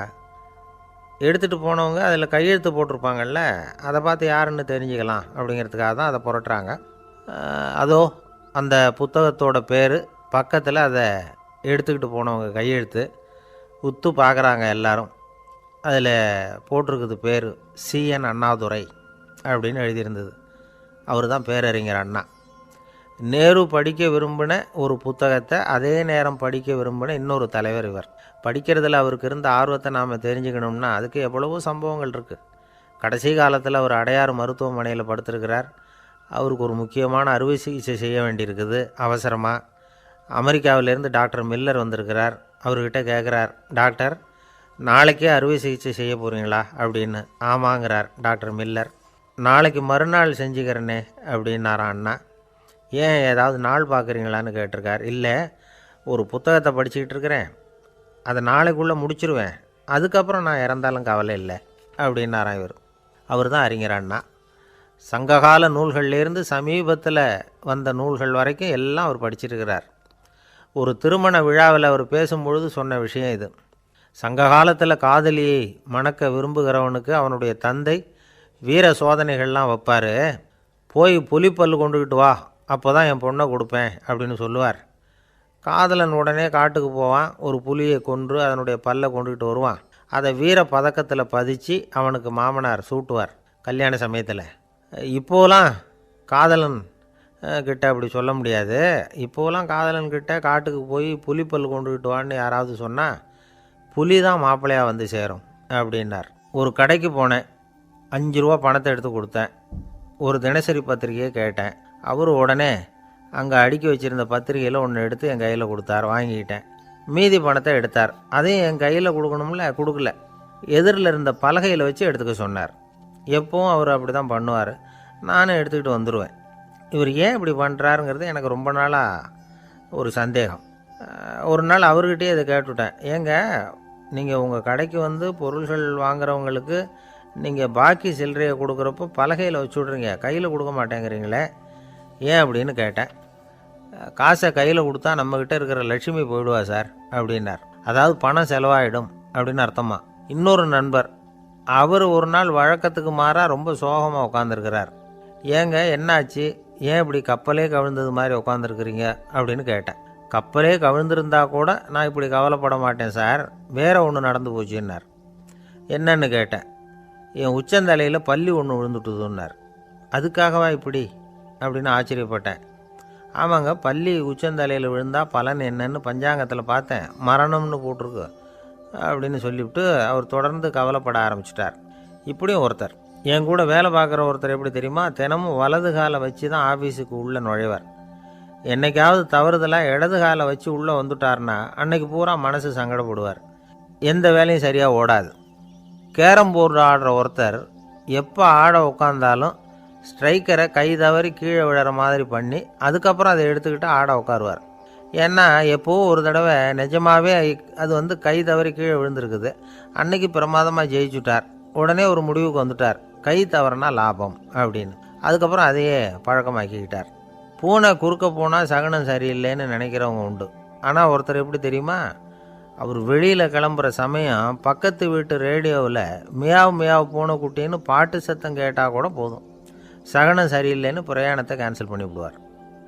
இப்போ இவ்வளவும் எதுக்கு சொல்கிறோம்னா, அளவுக்கு மீறின சகுன நம்பிக்கைகள் இருக்குது பாருங்கள், இதோட பயமும் சேர்ந்துக்கிட்டதுன்னு வச்சுக்கோங்க, இது ஒருத்தருடைய மனநிலையை பாதிச்சிடும். இது வந்து உளவியல் நிபுணர்கள் சொல்கிற கருத்து. வாழ்க்கையே தடுமாற வச்சிரும். பாதுகாப்பு இல்லாத உணர்வு, ஒரு விதமான டிப்ரெஷன் மனநிலை, இதெல்லாம் தான் இதுக்கு காரணமாக அமையலாம். சில பேர் காய்கறி நறுக்க கத்தியை கையில் எடுத்தால் கூட நேரம் சரியாக இருக்கா அப்படின்னு பார்த்துட்டு தான் வேலையை ஆரம்பிக்கிறது வழக்கம். அறிவு தான் மனசுக்கு வாத்தியாராக இருக்கணும். அப்போ தான் வாழ்க்கை வந்து நிம்மதியாக இருக்கும். அறிவு வந்து மனசு சொல்கிறபடியெல்லாம் கேட்க ஆரம்பிச்சுட்டுதுன்னா இடைஞ்சல் தான். ஒருத்தருக்கு 7ஆம் நம்பர் தான் ராசியான நம்பரான். 7ஆம் தேதி தான் எந்த காரியத்தையும் ஆரம்பிப்பாராம். 7 எழுத்து வர்றது மாதிரி பேரை மாற்றி வச்சுக்கிட்டார். 7 மணிக்கு தான் தினமும் எழுந்திருப்பார். 7ஆம் நம்பர் வீட்டில் தான் குடியிருக்கார். கல்யாணம் கூட 7ஆம் தேதி தான் பண்ணிக்கிட்டார். அவர் ஒரு நாள் குதிரை பந்தயத்துக்கு போனாராம். குதிரையோட பேரையெல்லாம் பார்த்தார். ஒரு குதிரையோட பேர் 7 எழுத்தில் அமைஞ்சிருந்தது. 7 தானே இவருக்கு அதிர்ஷ்ட நம்பர். அதனால் உடனே அது பேரில் பணத்தை கட்டினார். பந்தயம் நடந்தது. என்ன சார் ஆச்சுன்னு கேட்டாங்க. நான் பணம் கட்டின அந்த என்னோட குதிரை 7ஆவதாக வந்து சேர்ந்தது சார் அப்படின்னாராம் சோகமாக. ஒரு விவசாயி விதைக்கிறதுக்காக வயல்வெளி பக்கம் போகிறார். விதைகளை அள்ளி வீசினார். அப்போ என்ன ஆச்சுன்னா, சில விதைகள் வந்து பாதை ஓரத்தில் விழுந்தது. சில விதைகள் முள் செடிகள் மண்டி இருந்த புதருக்கு இடையில் விழுந்தது. சில விதைகள் நல்ல நிலத்தில் விழுந்தது. பாதை ஓரத்தில் விழுந்த விதை என்ன ஆச்சுன்னா, அதெல்லாம் பறவைகள் கண்ணில் போட்டுவிட்டுது. உடனே வந்து உட்காந்து கொத்தி தின்னுட்டு போட்டுது. அதிகமாக மண் இல்லாத பாறை பகுதியில் விழுந்த விதையெல்லாம் லேசாக வேர் விட்டு முளைக்க ஆரம்பிச்சிது. அதுக்கப்புறம் வேர் கீழேயும் ஆழமாக போக முடியல, மேலேயும் சூரிய வெப்பம் அதிகம் தாங்க முடியல, எல்லாம் காஞ்சி கருகி போட்டுது. புதர் பகுதியில் சில விதைகள் விழுந்தது இல்லையா, முள் செடிகள் காடாக மண்டி போயிருந்தது. அதனால் முளைச்சி வர்ற செடிக்கு நெருக்கடி அதிகமாக போட்டுது. சரியாக வளர முடியல, விளைச்சலும் சரியாக இல்லை. நல்ல நிலத்தில் விழுந்த விதைகள் மட்டும் நல்லா முளைச்சிது, நல்லா வளர்ந்தது, விளைச்சலும் பிரமாதமாக இருந்தது. இந்த கதையை சொல்லிவிட்டு கேட்க செவியுள்ளோர் கேட்கட்டும் அப்படிங்கிறார் இயேசு பெருமான். ஆமாம், இயேசு கடலில் நின்ற படகு ஒன்றில் உட்காந்துருக்கிறார். கடற்கரையில் ஏராளமான மக்கள் உட்காந்துருக்கிறாங்க. அந்த சமயத்தில் தான் இயேசு வந்து ஓமைகள் மூலமாக மக்களுக்கு பல உண்மைகளை சொல்லிகிட்டு இருக்கிறார். மக்கள் அந்த கதையை கேட்டுட்டு ஒன்றும் புரியாமல் முழிக்கிறாங்க. அதை கவனித்த இயேசு அந்த ஓமையை விளக்க ஆரம்பித்தார். இதில் அந்த விதைக்கிறவர் தான் இறைவன். அவருடைய வார்த்தைகளை விதைக்கிறார். அந்த வார்த்தைகளை கேட்கிற மக்கள் அந்த விழுந்த விதைகள் மாதிரி 4 வகையானவர்கள். சில பேர் பாதை ஓரத்தில் விழுந்த விதைகள் மாதிரி. இறைவன் வார்த்தைகளை அவங்க கேட்குறாங்க, ஆனால் தீய எண்ணங்கள் செய்கைகள் மூலமாக விதைக்கப்பட்ட வார்த்தைகள் அழிஞ்சு போடுது. இறைவன் வார்த்தைகளை கேட்ட உடனே மகிழ்ந்து போய் உடனே சில பேர் அதை ஏற்றுக்கிறாங்க. இவங்கெல்லாம் அந்த பாறை பகுதியில் விழுந்த விதைகள் மாதிரி. அதனால் இவங்கெல்லாம் வேறு இல்லாதவங்க. கொஞ்ச காலத்துக்கு இறை வார்த்தைகளுக்கு கீழ்ப்படிந்து நடப்பாங்க. அதனால் ஏதாவது இடைஞ்சல் ஏற்பட்டால் உடனே தடுமாறுவாங்க. தங்கள்கிட்ட இருக்கிற நல்ல பண்புகளை விட்டுட்டு பாவ வழிகளுக்கு போயிடுவாங்க. முள் செடிகளுக்கு இடையில் விழுந்த விதைகள் மாதிரி உள்ளவங்க யாருன்னா, இவங்களுக்கு உலக கவலை உண்டு, செல்வத்தின் மீது மயக்கம் உடையவர்கள். உலக ஆசைகள் இவங்களுக்குள்ளே பூந்துடுறதுனால அங்கே இருக்கிற நல்ல பண்புகள் மறைஞ்சு போயிடுது. அதனால் அவங்களும் உபயோகம் இல்லாதவங்களாக ஆயிடுறாங்க. நல்ல மனிதர்கள் நல்ல நிலத்தில் விழுந்த விதைகளுக்கு ஒப்பானவர்கள்.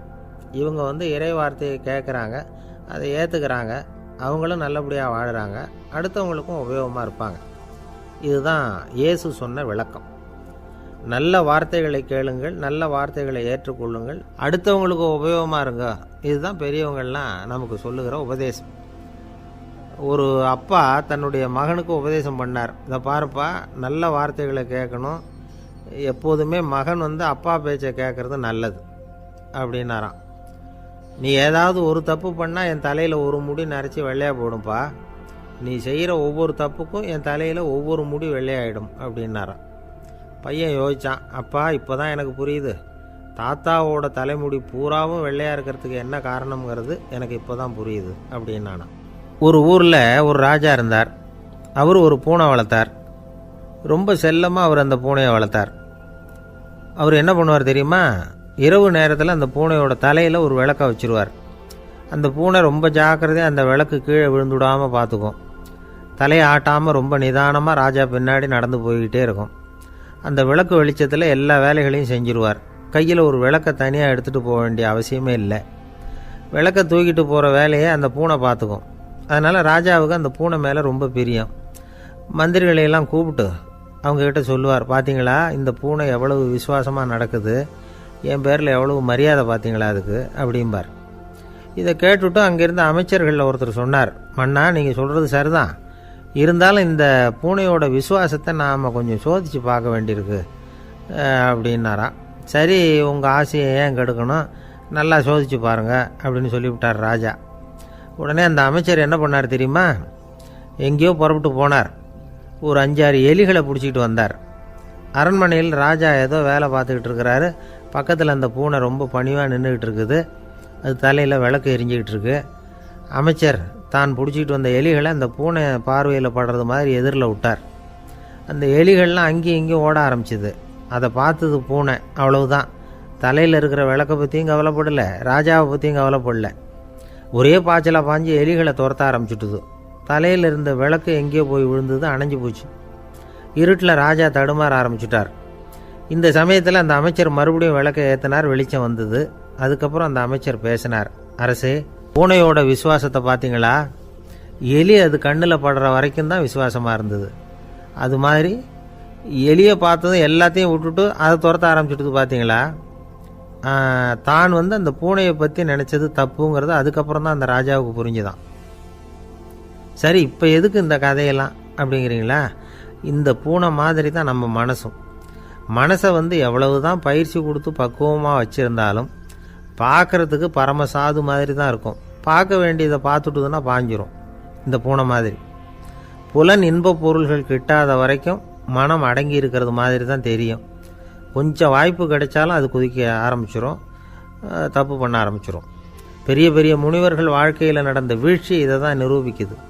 புலன்களின் ஆற்றல் அதிகம். அதனால் மனக்கட்டுப்பாடு பயிற்சிகளில் ரொம்ப எச்சரிக்கையாக இருக்கணுங்கிறார் சுவாமி சிவானந்தர். மது பழக்கத்தையே விட்டுவிட்டேன்னு உறுதியாக இருப்பான். கடை கண்ணில் பட்டுவிட்டதுன்னா கால் அவனை கேட்காமலே இழுத்துக்கிட்டு உள்ளே போயிடும்.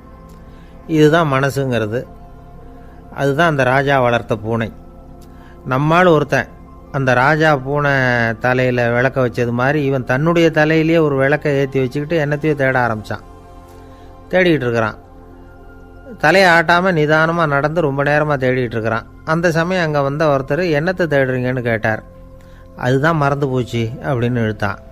சரி, கொஞ்சம் இப்படி உட்காருங்க, ஞாபகம் வந்ததும் தேட ஆரம்பிக்கலாம் அப்படின்னார் அவர். இவன் கொஞ்ச நேரம் உட்காந்து யோசித்தான். அப்புறம் திடீர்னு எழுந்திரிச்சான். ஞாபகம் வந்துட்டுதுன்னா. என்னன்னு கேட்டார். எங்கள் வீட்டில் இருந்த விளக்கை எங்கே வச்சேன்னு தெரியல, அதை தான் தேடிக்கிட்டு இருக்கிறேன், ஏற்றி வைக்கலாம்னு பார்க்குறேன் அப்படின்னா. ஒரு ராஜா இருந்தார். நாடு பூராவும் நிறைய மரங்களை நட்டு வளர்க்கணுங்கிறது அவரோட ஆசை. தானே அதுக்கு முன்மாதிரியாக இருக்கணும்னு நினச்சார். அரண்மனையை சுற்றி மரங்களை நட்டு வளர்த்தார். இதை பார்த்துட்டு ஜனங்களும் அவங்கவுங்க வீட்டை சுற்றி மரக்கன்றுகளை நட்டு வளர்த்தாங்க. கொஞ்ச காலத்தில் ஊர் பூரா பசுமையாக மாறிச்சு. எல்லாருக்கும் சந்தோஷமாக இருந்தது. இது ஒரு பக்கம் இருக்கட்டும். இப்போ நான் சொல்ல போகிற கதை வேறு. அதாவது, அந்த ராஜா ஒரு நாள் தன்னுடைய அரண்மனையை சுற்றி இருக்கிற விதவிதமான மரங்களை எல்லாம் போய் பார்த்தார். எப்படி இருக்கிறீங்க அப்படின்னு ஒவ்வொரு மரத்துக்கிட்டையும் விசாரித்தாராம். எந்த மரமும் சந்தோஷமாக இருக்கிறதா தெரியல. அதுக்கும் மனசில் ஒரு குறை. முதல்ல ஆலமரத்துக்கிட்ட போனார். அது சொல்லிச்சு, மண்ணா, நான் நல்லா பெருசாக வளர்ந்துருக்கிறேன், அடர்த்தியாக இருக்கிறேன், கிளையெல்லாம் 4 பக்கமும் நல்லா படர்ந்து தான் இருக்குது, இருந்தாலும் எந்த பிரயோஜனமும் இருக்கிறதா தெரியல எனக்கு. என்னுடைய பழம்லாம் ரொம்ப சின்னதாக இருக்குது, என் கண்ணுக்கு சரியாக புறப்பட மாட்டேங்குது. நான் இருக்கிற சைஸுக்கு என்னுடைய கிளையில் இருக்கிற பழம்லாம் எவ்வளோ பெருசாக இருக்கணும், அது இத்தினூண்டு இருக்கிறது எனக்கு பெரிய அவமானமாக இருக்குது. இப்படி இங்கே நின்றுக்கிட்டு இருக்கிறதே ரொம்ப கூச்சமாக இருக்குது. ஒரு நல்ல புயல் வந்ததுன்னா பேசாமல் சாஞ்சு விடலாமான்னு பார்க்குறேன் அப்படின்னு புலம்புது ஆலமரம். சரி, இருக்கட்டும்னு நினச்சிக்கிட்டு ராஜா அடுத்தபடியாக ஒரு அத்தி மரத்துக்கிட்ட போனார். அதுவும் புலம்ப ஆரம்பிச்சுட்டுது. நான் கூட பெரிய மரம் தான், இல்லை இலையெல்லாம் அழகாக தான் இருக்குது, பழம் அழகாக இருக்குது, இருந்தாலும் உள்ள விஷயம் இல்லையே, அத்தி பழத்தை புட்டு பார்த்தா அத்தனையும் சொத்தை அப்படின்னு பழமொழியே உண்டாயிட்டுதே. இப்படி ஒரு கெட்ட பேரோடு நான் இருக்கணுமா அப்படின்னு புலம்புது அது. சரி, இது இருக்கட்டும் அப்படின்னு சொல்லி அடுத்தபடியாக வேப்ப மரத்துக்கிட்ட போனார். அது தன்னுடைய வேதனையை வெளியிட்டது. எனக்கு எவ்வளவோ மருத்துவ குணங்கள்லாம் இருக்கிறதா சொல்லிக்கிறாங்க, இருந்தாலும் என்ன பிரயோஜனம், என்னுடைய பழத்தை மனிதர்கள் யாரும் விரும்பி சாப்பிட்றது இல்லையே அப்படின்னுது. ராஜா அடுத்தாப்புல இருந்து ஒரு பனை மரத்துக்கிட்ட போனார். நான் நல்லா உயரமாக தான் வளர்ந்துருக்கிறேன், மற்ற மரங்கள்லாம் என்னை அண்ணாந்து தான் பார்க்கணும், இருந்தாலும் என்கிட்ட நிழலுக்காக யாரும் ஒதுங்கிறது இல்லையே அப்படின்னுது. என்ன இது, எல்லா மரமும் இப்படி திருப்தி இல்லாமல் இருந்துக்கிட்டு இருக்குதே அப்படின்னு நினச்சிக்கிட்டே ராஜா அடுத்தபடியாக அங்கே இருந்த ஒரு பைன் மரத்துக்கிட்ட போனார். அழகாக உயரமாக பசுமையாக தான் இருந்தது, ஆனால் பழமோ பூவோ கிடையாது. அதை நினச்சி அது வருத்தப்பட்டுக்கிட்டு இருக்குது. ஓக் மரம் அது ஒன்று நின்றுட்டு இருந்தது. அது என்ன சொல்லிச்சுன்னா, இலையுதிர் காலத்தில் என் மேலே இருக்கிற எல்லா இலைகளும் உதிர்ந்து போடுது, முடி கொட்டின மனிதர்கள் மாதிரி மொட்டையாக நான் நிற்க வேண்டியிருக்குது, என்ன வாழ்க்கை இது அப்படின்னு சொல்லி அழுத்துக்கிட்டது. சரி, புளிய மரம் என்ன சொல்லுது பார்ப்போம்னு அதுக்கிட்ட போனால், என்னுடைய நிழலில் யாருமே தங்க மாட்டாங்க, உடம்புக்கு சூடுன்னு ஒதுங்கி போயிடுவாங்க, அடிமரத்தை பார்த்திங்கன்னா பட்டையெல்லாம் உறிஞ்சி பார்க்குறதுக்கே கேவலமாக இருப்பேன் அப்படின்னுது அது. முருங்கை மரம் என்ன சொல்லிச்சு தெரியுமா, என்னுடைய இலை காயெல்லாம் சாப்பிட்றவங்களுக்கு சத்து கொடுக்கறது வாசம்தான், ஆனால் என் உடம்புல சத்தே கிடையாது, கொஞ்சம் வேகமாக காற்று அடிச்சதுன்னா முறிஞ்சி விழுந்துடுறேன், என்ன வாழ்க்கை இது அப்படின்னு சொல்லி அது வருத்தப்பட்டது. ராஜா யோசனை பண்ணார். என்ன இது, மரங்கள் பூமியின் வரங்கள்னு சொல்கிறோம், மழை பெய்யறதுக்கு அதுதான் காரணம், பூமி செழிப்பாக இருக்கிறதுக்கும் அதுதான் காரணம், வீடு கட்டுறதுக்கு மரம், நாற்காலி செய்ய உபயோகப்படுத்துறதுக்கும் அதுதான் உபயோகப்படுது, மனுஷனுக்கு வேண்டிய ஆகாரங்களையும் கொடுக்குது, இப்படிலாம் இருந்தும் எல்லா மரமும் நிம்மதி இல்லாமல் இருந்துக்கிட்டு இருக்குதே அப்படின்னு நினச்சார். அப்போது அங்கே இருந்த ஒரு மகிழ மரம் அவர் கண்ணில் பட்டுது. அந்த மரம் மட்டும் கொஞ்சம் நிம்மதியாக மகிழ்ச்சியாக இருக்கிறது மாதிரி தெரிஞ்சுது. உடனே ராஜா அதுக்கிட்ட போனார். உனக்கு மனசில் எதுவும் குறை இல்லையான்னு கேட்டார். இல்லை, நான் சந்தோஷமாக தான் இருக்கேன்னு தான் அந்த மகிழ மரம். அப்படியான்னு ஆச்சரியமாக கேட்டார் ராஜா. ஆமாம் மன்னா, இந்த இடத்துல நீங்கள் ஒரு முருங்கை மரத்தையோ வேப்ப மரத்தையோ கூட நட்டிருக்கலாம், ஆனால் இந்த இடத்துல நடுறதுக்கு என்ன தேர்ந்தெடுத்துருக்குறீங்க, அதுவே எனக்கு பெருமை, அதுவே எனக்கு திருப்தி அப்படின்னு தான் மகிழ மரம். மகிழ மரம் சாதாரணமாக தான் இருக்கும், இளம் மஞ்சள் நிறத்தில் பூக்கள், அது காய்ந்தும் மனம் வீசும். மகிழ மரம் மாதிரி மன திருப்தியோடு வாழறதுக்கு நாம் கற்றுக்கணுமா. நாம் இந்த உலகத்தில் ஒரு நாயாவோ நரியாவோ கூட பிறந்திருக்கலாம், மனுஷனாக பிறந்திருக்கிறோம், அதுவே பெருமை தானே. இந்த நிறைவு தான் மகிழ்ச்சியின் ரகசியம். ஒரு பையன் அப்பா கிட்ட போய், அப்பா, நீங்கள் இந்த உலகத்தில் ஒரு மனுஷனாக பிறந்தது என்னோட அதிர்ஷ்டம் நானா. ஏண்டா அப்படி சொல்கிறேன்னு இருக்கார் அப்பா. நீங்கள் ஒரு கரடியாக பிறந்திருந்தா இந்நேரம் நானும் ஒரு கரடி குட்டியாக தானே இருந்திருப்பேன் அப்படின்னு நானா பையன்.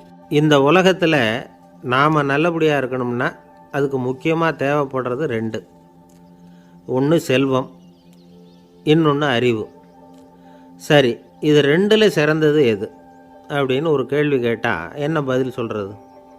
இதே கேள்வியை ஹஸ்ரத் அலி அவர்கள்கிட்ட கேட்டாங்களாம். அவர் ஒரு பெரிய அறிஞர். கேள்வி கேட்டவங்களும் சாதாரண ஆட்கள் இல்லை, இவங்களும் அறிஞர்கள். ஒரு நாள் ஹஸ்ரத் அலி அவர்கள்கிட்ட 10 அறிஞர்கள் வந்தாங்களாம். ஐயா, நாங்கள் 10 பேரும் உங்ககிட்ட ஒரே கேள்வியை தான் கேட்க வந்திருக்கிறோம். ஆனால் எங்கள் 10 பேருக்கும் நீங்கள் தனித்தனியாக பதில் சொல்ல முடியுமா அப்படின்னு கேட்டிருக்காங்க. அதாவது அவங்க ஒரே கேள்விக்கு இவர்கிட்ட இருந்து 10 விதமான பதில் எதிர்பார்க்குறாங்க. சரி கேளுங்க, என்ன கேள்வி அப்படின்னார் அவர். அப்போ தான் அவங்க கேட்டாங்களாம், செல்வம் அறிவு இது ரெண்டில் சிறந்தது எது? இதுதான் கேள்வி. ஹஸ்ரத் அலி என்ன பண்ணார் தெரியுமா? அவங்கள ஒவ்வொருத்தராக கூப்பிட்டார். ஒவ்வொரு விதமான பதிலை சொல்லி அனுப்புனார். முதல்ல ஒருத்தரை கூப்பிட்டார், சொன்னார், அறிவுங்கிறது தீர்க்கதரிசிகள், ஞானிகள், மகான்கள் இவங்களோட பரம்பரை சொத்து. ஆனால் செல்வங்கிறது கொடுங்கோலரின் ஆயுதம். அதனால் அறிவு தான் சிறந்தது அப்படின்னார். 2வது ஆளை கூப்பிட்டார். உங்ககிட்ட செல்வம் இருந்தால் நீங்கள் தான் அதை காப்பாற்றணும். ஆனால் அறிவு உங்களை எப்பவும் காப்பாற்றும். ஆகவே அறிவு தான் சிறந்தது அப்படின்னார்.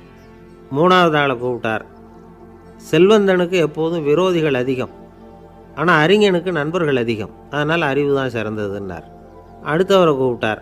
செல்வம் அடுத்தவங்களுக்கு கொடுக்க கொடுக்க குறையும், ஆனால் கல்விங்கிறது அதிகரிச்சுக்கிட்டே வரும், கொடுக்கறதுனால குறையாது. அதனால் அறிவு தான் சிறந்ததுன்னார்.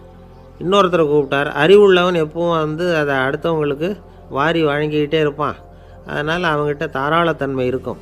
ஆனால் செல்வந்தன்கிட்ட கஞ்சத்தனம் தான் இருக்கும். அதனால் அறிவு தான் சிறந்ததுன்னார். 6வது நபரை கூப்பிட்டார். செல்வத்தை கள்வர்கள் திருடிட்டு போக முடியும், ஆனால் அறிவை அப்படி திருடிட்டு போக முடியாது அப்படின்னார். 7வது நபரை கூப்பிட்டார். செல்வம் கால ஓட்டத்தில் அழிஞ்சிரும், ஆனால் அறிவை கால ஓட்டம் ஒன்றும் பண்ண முடியாது. ஆகவே அறிவே சிறந்ததுன்னார். 8வது ஆளை கூப்பிட்டு சொன்னார், செல்வத்துக்கு எப்பவும் எல்லை உண்டு, நிறை உண்டு, அளவு உண்டு, கணக்கு உண்டு. ஆனால் அறிவுக்கு அப்படிப்பட்ட எல்லை எதுவும் கிடையாது. அதனால் அதுதான் சிறந்ததுன்னார். அடுத்தவனை கூப்பிட்டார். செல்வம் உள்ளத்தில் உள்ள ஒளியை போக்கிவிடும், இருட்டை உண்டாக்கிவிடும், விரிந்த மனப்பான்மையை குறுகலாக்கிவிடும். ஆனால் அறிவு அப்படி இல்லை, இருண்ட உள்ளத்தில் ஒளியை பாய்ச்சி அதை விசாலப்படுத்துது. அதுதான் சிறந்ததுன்னார். கடைசியாக 10வது நபரை கூப்பிட்டார். செல்வம் மனசில் செருக்கை உண்டாக்குது, ஆணவத்தை ஏற்படுத்துது. அதனால் நானே கடவுள்னு நினைக்கிற அளவுக்கு மனுஷனை தாழ்த்தி விடுது. ஆனால் அறிவு பணிவையும் பண்பாட்டையும் வளர்க்குது. அதனால் அறிவு தான் சிறந்ததுன்னார். ஆக இப்படி 10 பேருக்கும் 10 விதமாக பதில் சொன்னது மூலமாக ஹஸ்ரத் அலி அவர்கள் அறிவு தான் செல்வத்தை விட சிறந்தது அப்படிங்கிறதுக்கு 10 காரணங்களை சுட்டி காட்டியிருக்கார். அந்த அறிஞர் 10 பேர் கேட்ட ஒரே கேள்விக்கு 10 பதில் சொன்னார். நமக்கு வேண்டிய ஒருத்தர் 10 பேர் கேட்ட கேள்விக்கு ஒரே பதில் சொல்லி சமாளித்தார். கேள்வி என்ன தெரியுமா? என்கிட்ட வாங்கின கடனை எப்போயா திருப்பி கொடுக்க போகிற? இதுதான் அந்த 10 பேரும் கேட்ட ஒரே கேள்வி. இந்த மாதம் 26ஆம் தேதி தந்துடுறேன் அப்படிங்கிற ஒரே பதில் சொல்லி அவ்வளவு பேரையும் இவர் அனுப்பி வச்சுட்டாராம். எல்லாரும் போனதுக்கப்புறம் இவரை தனியாக கூப்பிட்டு கேட்டிருக்கிறாங்க. அது என்ன சார் கணக்கு, 26ஆம் தேதி அன்னைக்கு என்ன அதிசயம் நடக்க போகுது அப்படின்னு கேட்டிருக்காங்க. அதிசயம் அன்னைக்கு இல்லை, அதுக்கு நாளே நடக்க போகுதுன்னாராம். விவரமாக சொல்லுங்கன்னு இருக்காங்க. வேறு ஒன்றும் இல்லைங்க, 26ஆம் தேதி தானே எல்லாரையும் வர சொல்லியிருக்கிறேன், அதுக்கு நாளே நான் புறப்பட்டு தலைமறைவாயிட போகிறேன் அப்படின்னாராம் ரொம்ப பெருமையாக. துருக்மேனியாவில் அஷ்காபாத் அப்படின்னு ஒரு நகரத்தில் ஒரு புவியியல் விஞ்ஞானி இருந்தார். அவர் ஒரு நாய்க்குட்டி வளர்த்தார். ஒரு நாள் முன்னிரவு நேரம் ஒரு மேஜைக்கு முன்னாடி உட்காந்து அந்த விஞ்ஞானி ஏதோ கணக்கு போட்டுக்கிட்டு இருக்கிறார். அவருக்கு ஒரு சின்ன பெண் குழந்தை, அது தொட்டிலில் தூங்கிட்டு இருக்குது. அந்த நாய்க்குட்டியும் ஒரு மூலையில் படுத்து அது பாட்டுக்கு தூங்கிட்டு இருந்தது. ஒரே அமைதி. அந்த நேரத்தில் திடீர்னு அந்த நாய்க்குட்டி துள்ளி எழுந்திரிச்சிது. நேராக குழந்தைகிட்ட ஓடிச்சு. அந்த குழந்தைய அது போட்டிருந்த ட்ரெஸ்ஸோடு சேர்த்து கவ்வி தூக்குச்சு. தூக்கிக்கிட்டு வாசல் பக்கம் ஓடிச்சு. நாய்க்குட்டி குழந்தைய கவ்வி தூக்க முடியுமாங்கிற சந்தேகம் உங்களுக்கு இல்லையா? நீங்கள் நம்மூர் நாய்க்குட்டியவே பார்த்து பழக்கப்பட்டிருக்கீங்க, அதனால் நம்புறதுக்கு சிரமமாக இருக்கும். அந்த ஊர்லெலாம் அது ரொம்ப ஸ்ட்ராங்காக இருக்கும், ஒரு ஏதோ கண்ணுக்குட்டி மாதிரி இருக்கும். விஞ்ஞானி அதை பார்த்துட்டார். உடனே அந்த நாய்க்கு வெறி பிடிச்சிட்டுதுன்னு முடிவு பண்ணிவிட்டு தன்னோட கை துப்பாக்கி எடுத்துக்கிட்டு ஓடி வந்தார். அவர் வெளியில் நாய்க்குட்டி எங்கே அப்படின்னு பார்த்து தேடுறார். அந்த நேரத்தில் அந்த வீடு இடிஞ்சு விழுது. காரணம் பூமி அதிர்ச்சி. இப்படி பூமி அதிர்ச்சி உண்டாக போகுதுங்கிறது அந்த நாய்க்குட்டிக்கு முன்னாடியே தெரிஞ்சு போச்சு. அதுதான் குழந்தைய தூக்கிட்டு வெளியில் ஓடி வந்திருக்குது.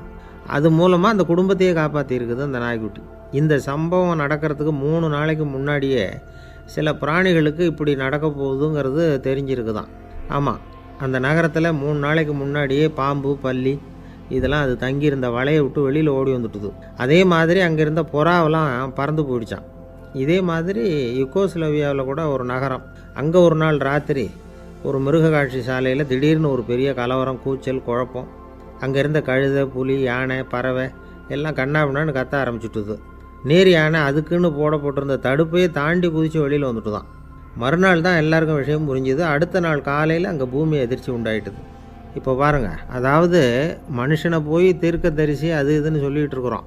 இவனை விட அது பரவாயில்லைன்னு தோணுது. அதாவது மிருகங்கள் ஒன்று நடக்க போகுதுங்கிறத முன்னாடியே புரிஞ்சுக்குதே. சரி, இதெல்லாம் எப்படி அது முன்கூட்டி புரிஞ்சுக்குது? அதுதான் படைப்பு ரகசியம். அதை கண்டுபிடிக்கிறதுக்கு தான் மனுஷன் வந்து ஆராய்ச்சி பண்ணிகிட்டு இருக்கிறான். விஞ்ஞானிகளோட ஆராய்ச்சியெல்லாம் ஒரு பக்கம் இருக்கட்டும், வீட்டுக்குள்ளேயே சில ஆராய்ச்சி பண்ணி பாருங்களேன். இப்போ சில யோசனை சொல்லி அதை சோதனை பண்ணி பாருங்க அப்படின்னு ஒருத்தர் சொன்னாராம். அதாவது இப்போ மழை வருமா வராதா அப்படின்னு தெரிஞ்சுக்கணுமா, உடனே ஒரு பூனைக்குட்டி பின்னாடியே மெதுவாக போய் அது என்ன செய்யுதுன்னு கவனித்து பார்க்கணும். பூனைக்குட்டி தன்னோட பாதத்தினால சுகத்தில் வந்து அப்படி கீறிக்கிட்டு இருக்கும். அப்படி கீறினா கண்டிப்பாக மழை வரும். சில சமயம் பூனைக்குட்டி அப்படியே மல்லாந்து படுத்துக்கிட்டு பாதத்தை உயர தூக்கும், அப்படியும் இப்படியும் புரளும். இப்படி செஞ்சதுன்னா அன்னைக்கும் மழை இருக்காது. அதனால் முன்னாடி இருந்தது மழை வர்றதுக்கு அறிகுறி, இது மழை இல்லைங்கிறதுக்கு அறிகுறி. பறவைகள், பிராணிகள் இதுகளோட நடவடிக்கைகளை பார்த்துட்டு அதையெல்லாம் அடிப்படையாக வச்சு தான் காலநிலையை கண்டுபிடிக்கிற கருவிகளை கண்டுபிடிச்சிருக்கிறாங்க. வாத்து இருக்குல்ல, சில சமயம் தன்னோட அழகை தன்னோட இறகுகளில் அப்படியே புதைச்சிக்கும். அப்படி செஞ்சால் குளிர்காலம் வரப்போகுதுன்னு அர்த்தம். பருவநிலை குளிராக மாறப்போகுதுங்கிறதுக்கு இதுதான் அறிகுறி. சிட்டுக்குருவி இருக்குதுல்ல, அதெல்லாம் புழுதியில் விழுந்து புரளும், சிறகுகளை வந்து படபடன்னு அடிச்சுக்கும். அப்படி செஞ்சால் மழை வரப்போகுதுன்னு அர்த்தம். ஒன்று மட்டும் நாம் நல்லா தெரிஞ்சுக்கணும், இயற்கையின் சீற்றம்னு சொல்கிறோம் இல்லையா, இயற்கை ஏன் நம்ம மேலே கோவப்படுது? இயற்கையை நாம் அனுசரித்து போகிறதில்ல, அதனால் கோவப்படுது. காடுகளை அழிக்கப்படாது, விலங்குகளை கொல்லக்கூடாது, இயற்கை ஏற்படுத்தி வச்சுருக்கிற சமநிலையை கெடுக்கக்கூடாது. அதை புரிஞ்சுக்கிட்டு வாழ்ந்தோம்னா பூமியும் நடுங்காது, நாமளும் நடுங்க வேண்டிய அவசியம் இருக்காது. ஒருத்தர் இருந்தார், சாராய கடைக்கு போனாராம், நிறைய சாப்பிட்டார். அப்புறம் சொன்னார், இது ரொம்ப அற்புதமான சரக்கு போல் இருக்குது, உள்ளே போன உடனே இந்த பூமியே நடுங்கிறது மாதிரி இருக்குது எனக்கு அப்படின்னாராம். இதுக்கு கடைக்காரர் சொல்லியிருக்கார், நீங்கள் சாப்பிட்டது வெறும் பச்சை தண்ணி தாங்க, இப்போ ஏற்பட்டிருக்கிறது நிஜம் பூமி அதிர்ச்சி அப்படின்னாராம். ஒரு ஊரில் ஒரு ராஜா இருந்தார். அந்த ராஜாவுக்கு ஒரு மந்திரி. ராஜா ரொம்ப நியாயமானவர், நேர்மையானவர், கண்டிப்பானவர். தப்பு செய்கிறது யாராக இருந்தாலும் தண்டனை கொடுப்பார். வேண்டியவங்களுக்கு ஒரு நியாயம், வேண்டாதவங்களுக்கு ஒரு நியாயங்கிறதெல்லாம் அவர்கிட்ட கிடையாது. ஒரு சமயம் அரசவையில் அந்த அமைச்சரே வந்து விதிமுறைகளுக்கு புறம்பாக ஏதோ நடந்துக்கிட்டு இருக்கார். மன்னருக்கு கோபம் வந்துட்டுது. உடனே அந்த அமைச்சரை கிட்டத்தில் கூப்பிட்டு அவர் கன்னத்தில் ஓங்கி ஒரு அறை கொடுத்துட்டாராம். உடனே அந்த அமைச்சர் என்ன பண்ணார் தெரியுமா, நேராக போனார், அங்கே நின்றுக்கிட்டு இருந்த இன்னொருத்தர் கன்னத்தில் ஓங்கி அரைஞ்சார். அறை வாங்கினவர் திகைச்சு போயிட்டார். இவர் ஏன் நம்மளை வந்து அரைகிறார் அப்படின்னு யோசனை பண்ணார். மன்னரும் திகைச்சு போயிட்டார். நாம் இவர் அரைஞ்சா அதுக்காக இவர் போய் இன்னொருத்தரை அரையணுமா அப்படின்னு யோசனை பண்ணார். இவருக்கு என்ன பைத்தியமானு கூட நினைக்க ஆரம்பிச்சிட்டார். ஆனால் என்ன ஆச்சுன்னா, அப்புறம் அமைச்சர் அவர் கவனிச்சிக்கிட்டு இருந்தாரா, அவர் இன்னொருத்தரை அரைஞ்சார் இல்லையா, அந்த அறை வாங்கின ஆசாமியை பார்த்து கத்திக்கிட்டு இருந்தார். யார்? அமைச்சர். ஏன்பா என்கிட்ட அறையை வாங்கிக்கிட்டு இப்படி விவரம் இல்லாமல் நின்றுக்கிட்டு இருக்கிறிய, நான் உனக்கு கொடுத்ததை நீ வேறு யாருக்கிட்டையாவது கொடுத்துரு அப்படின்னார். உடனே அந்த ஆள் பார்த்தான், தனக்கு அடுத்தபடியாக நின்றுக்கிட்டு இருந்தவனை ஓங்கி ஒரு அறை அரைஞ்சான். அவன் கன்னத்தை தடவிட்டே யோசனை பண்ணான். இது ஏதோ புரிஞ்சுக்கிட்ட மாதிரி அடுத்தாப்பில் நின்றுக்கிட்டு இருந்தவனை அரைஞ்சான். இப்படி இந்த அறை வந்து மாறி மாறி போய்கிட்டே இருக்குது. ஊர் பூரா பிரயாணம் பண்ண ஆரம்பிச்சுட்டுது. அன்னைக்கு ராத்திரி அந்த ராஜா படுக்கிறதுக்காக போனார். அந்த நேரம் பார்த்து அவர் கன்னத்தில் பலார்னு ஒரு அறை விழுந்தது. நம்மளே அரையிறது யார் அப்படின்னு அதிர்ச்சியோட மன்னர் திரும்பி பார்க்குறாரு. அரைஞ்சது அவரோட மனைவி. என்னாச்சு உனக்குன்னு கத்துனார் ராஜா. உங்களுக்கு தெரியாதா, ஊர் பூரா ஒருத்தர் மாற்றி ஒருத்தர் மூலமாக இந்த அறை வந்து பிரயாணம் பண்ணிக்கிட்டு வருது அப்படின்னாங்க அந்த அம்மா. அப்படின்னா ஆரம்பித்த இடத்துக்கே வந்துட்டுதா அப்படின்னாராம் மன்னர். என்ன சொல்கிறீங்கன்னு கேட்டிருக்காங்க. இவர் விவரத்தை சொன்னாராம். அப்படின்னா நீங்கள் ஆரம்பித்து வச்ச இந்த விளையாட்டை நான் முடிச்சு வச்சுட்டேன் அப்படின்னாங்களாம் அந்த அம்மா. மறுநாள் காலை மறுபடியும் அரசவை கூடிச்சு அந்த அமைச்சர் மன்னரை பார்த்து கேட்டார், என்ன மகாராஜா, என்கிட்ட கொடுத்ததை திருப்பி வாங்கிட்டீங்களா அப்படின்னாராம். இப்படி நடக்கும்னு நான் எதிர்பார்க்கவே இல்லைன்னார் மன்னர். ஆனால் நான் எதிர்பார்த்தேன், அது எங்கே போயிட போகுது, ஊர் பூரா சுற்றி கடைசியில் உங்ககிட்ட தான் வந்து சேரும் அப்படிங்கிறது எனக்கு தெரியும் அப்படின்னார் அமைச்சர். இந்த கதை வேடிக்கையாக இருந்தால் கூட இதில் உள்ள கருத்து முக்கியமானது. இந்த உலகத்தில் பல கருத்துக்கள் இப்படி தான் மாறி மாறி சுற்றி வந்துக்கிட்டே இருக்குது. நம்மால் ஒருத்தன் தன்னுடைய நண்பன் ஒருத்தனை கடத்தெருவில் பார்த்தான். உடனே ஓடி போய் பலார்னு ஒரு அறை கொடுத்தானான். அவன் கண்ணத்தை தடவிட்டு ஏன்டா என்ன அரைஞ்சேன்னு கேட்டிருக்கான். நீ ஏன்டா என்னை முட்டாள்னு என் மனைவிட்ட போய் சொன்னேன் அப்படின்ட்டுருக்கான் அவன். உன்னை ஒரு முட்டாள்னு சொன்னதுக்காகவா நீ என்ன அரைஞ்ச அப்படின்னு கேட்டிருக்கான் இவன். டேய், நான் அதுக்காக அறையலப்பா, அது ஒரு பெரிய ரகசியம். நான் முட்டாளுங்கிறது அந்த ரகசியத்தை நீ ஏன் எங்கள் வீட்டில் போய் சொன்னேன், அதுக்காக தான் அரைஞ்சேன் அப்படின்னு நான் அவன். பக்தின்னு சொல்கிறோம் இல்லையா, அது 3 வகைப்படும் அப்படிங்கிறார் ஒரு பெரியவர். அது என்ன 3 வகைன்னா, தெய்வ பக்தி, அடியார்கள் பக்தி, குரு பக்தி. அடியார் பக்தியை விட தெய்வ பக்தியை விட குரு பக்தி தான் ரொம்பவும் சிறந்ததுங்கிறார் அவர். தெய்வத்துக்கிட்ட செஞ்ச பாவம் குருநாதர்கிட்ட தீர்ந்துருமா, குருநாதர்கிட்ட செஞ்ச பாவம் தெய்வத்துக்கிட்ட போனாலும் தீராதான். இப்படி பெரியவங்களாம் சொல்லி வச்சுருக்கிறாங்க. ஒரு காடு, அங்கே அயோத தௌமியர் அப்படின்னு ஒரு தபோதனர். அவர் பல மாணவர்களை ஒன்றா சேர்த்து ஒரு குருகுலம் நடத்திக்கிட்டு இருக்கிறார். பல தரப்பட்டவங்க பல திறப்பட்டவங்க மாணவர்கள் அதில் சேர்ந்து படிச்சுக்கிட்டு இருக்கிறாங்க. பாஞ்சால ராஜகுமாரன் ஒருத்தனும் அந்த குருகுலத்தில் சேர்ந்து படிச்சுக்கிட்டு இருக்கிறான். அவன் பேர் ஆருணி. பெரிய இடத்து புள்ள, இருந்தாலும் படுப்பில் ரொம்ப கெட்டிக்காரனாக இருந்தான். அவன் தான் அங்கே முதல் மாணவன். ஒரு நாள் குருநாதர் அந்த அரசகுமாரனை கூப்பிட்டார். நம்ம குருகுலத்துக்கு சொந்தமான வயலில் தண்ணீர் பெருகி வெள்ளம் பயிரை அழிக்குதான், அதனால் நீ போய் மடையை அடைச்சிட்டு வந்துடும் அப்படின்னார். அந்த அரசகுமாரன் உடனே புறப்பட்டான். குருநாதர் சொல்லிட்டார்ல, உடனே புறப்பட்டான். நான் பெரிய இடத்து பிள்ளையாச்சே, ராஜகுமாரனாச்சே, ரொம்ப செல்வாக்கூட வளர்ந்தவனாச்சே, நான் போய் வயலில் இறங்கி வேலை செய்கிறதா அப்படின்னுலாம் அவன் நினைக்கல.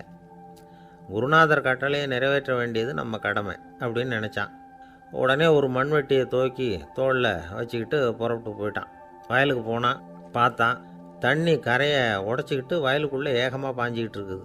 இவன் மண்வெட்டியால் களிமண்ணை புல்லோடு சேர்த்து புல் பற்ற மாதிரி வெட்டி வெட்டி போட்டான். இருந்தாலும் மடையை அடைக்க முடியல. தண்ணி அதை மீறி வந்துக்கிட்டே இருக்குது. தண்ணி வேகமாக வயலுக்குள்ளே போய்கிட்டே இருக்குது. போடுற பத்தையெல்லாம் கரைஞ்சி கரைஞ்சி போயிட்டுருக்கு. இருந்தாலும் இவன் தன்னுடைய முயற்சியை கைவிடலை. வெட்டி வெட்டி போட்டுக்கிட்டே இருக்கிறான். காலையில் அங்கே போனவன் சாயந்தரம் வரைக்கும் இப்படி செஞ்சுக்கிட்டு இருக்கிறான். உடம்பும் மனசும் ரொம்பவும் சோர்ந்து போச்சு. இருந்தாலும் குருநாதர் இட்ட கட்டளையை நிறைவேற்றாமல் இருக்கிறோமேங்கிற ஒரு குறை அவனுக்கு இருக்குது. குரு கட்டளையை நிறைவேற்றாத நான் இன்னமும் இருக்கணுமா அப்படின்னு யோசனை பண்ண ஆரம்பிச்சிட்டான். என்ன செய்யலாம்னு பார்த்தான். நம்ம குருநாதர் இட்ட பணிக்காக இந்த உடம்பையே தியாகம் பண்ணலாம் அப்படின்னு முடிவு பண்ணான். தண்ணி பாயுதில் அதுக்கு குறுக்க விழுந்து அப்படியே மடையை அடைச்சிக்கிட்டு அப்படியே படுத்துட்டான். இது மற்றவங்களுக்கு தெரியாது. அன்னைக்கு ராத்திரி ஒரு விளக்கு முன்னாடி உட்காந்து குருநாதர் பிள்ளைங்களுக்கு பாடம் சொல்லி கொடுத்துக்கிட்டு இருக்கிறார். முதல் வரிசையில் இருக்கக்கூடிய ராஜகுமாரனை காணலை. நம்ம ஆருணி எங்கே போனா அப்படின்னு சொல்லி மற்ற மாணவர்களை விசாரித்தார். இப்போ அவங்க சொன்னாங்க, சுவாமி, அவன் காலையில் வயலுக்கு மடையை அடைக்கிறதுக்காக போனான், நீங்கள் தான் போக சொன்னீங்க, இன்னும் திரும்பி வரல அப்படின்னு அவர் பையன். குருநாதர் உடனே ஒரு தீவெட்டி எடுத்துக்கிட்டு மாணவர்களை அழைச்சிக்கிட்டு வயலுக்கு போனார். அங்கே போய் பார்த்தா ஆளை காணும். ஆருணி ஆருணின்னு சொல்லி சத்தம் போட்டு கூப்பிட்டு பார்க்குறார். நான் இங்கே இருக்கேன் குருநாதா அப்படின்னு காலுக்கு அடியிலேருந்து ஒரு சத்தம் வருது. குனிஞ்சு பார்த்தா அவன் மடையில் படுத்துருக்குறான். என்னப்பா இதுன்னார். காலையிலேருந்து இந்த மடையை அடைச்சி பார்த்தேன் சுவாமி, முடியல, அதனால் இப்படி குறுக்க படுத்துட்டேன். என்னை தாண்டறதுக்கு பயந்து போய் தண்ணியை தேங்கி நின்றுட்டுது அப்படின்னா. அவனுடைய குரு பக்தியையும் அவனை தாண்டறதுக்கு அஞ்சு நிற்கிற தண்ணி தேக்கத்தையும் பார்த்துட்டு எல்லாரும் ரொம்ப ஆச்சரியப்பட்டு போயிட்டாங்களாம். ஆருணி எழுந்திரிச்சு வா அப்படின்னு கூப்பிட்டாரான் குருநாதர். அவன் தண்ணீரை பொழந்துக்கிட்டு எழுந்திரிச்சு வந்தானான். அதனால் அவனுக்கு உத்தாலகன் அப்படின்னு ஒரு பேர். உத்தாலகன்னா தண்ணீரை பிளந்தவன் அர்த்தம். அந்த உத்தாலகன் மாதிரி இந்த காலத்து மாணவர்களுக்கும் குரு பக்தி வேணும் அப்படின்னு சொன்னோம் ஒரு பள்ளிக்கூடத்தில். உடனே நிறைய மாணவர்கள் எழுந்திரிச்சு நின்னாங்க. சார், நீங்கள் எங்களை இன்னமும் சரியாக புரிஞ்சுக்கலன்னு நினைக்கிறோம். அன்னைக்காவது ஒருத்தன் அப்படி இருந்தான், இன்றைக்கி ஏகப்பட்ட உத்தாலகர்கள் இருக்கிறோம். எங்கள் வாத்தியார் கட்டளை இட்டால் இப்போவே அது மாதிரி வயலுக்கு போய் மடையில் குறுக்கப்படுத்துக்கிறதுக்கு இந்த வகுப்பில் உள்ள அத்தனை பேரும் தயாராக இருக்கிறோம் அப்படின்னாங்க. அப்படியா அப்படின்னு சொல்லி கேட்டோம் ரொம்ப சந்தோஷமாக. ஒருத்தன் ரொம்ப அடக்கமாக எழுந்திரிச்சான். அப்புறம் சொன்னான், ஆமாம் சார், வகுப்பில் இவர் நடத்துகிற பாடத்தை கேட்டுக்கிட்டு இருக்கிறத விட பேசாமல் போய் மடையில் படுத்துடுறது ஒன்றும் கஷ்டமான காரியமாக இருக்காது. அதனால தான் எல்லோரும் அங்கே போகிறேன்னு சொல்கிறோம் அப்படிங்கிறான்.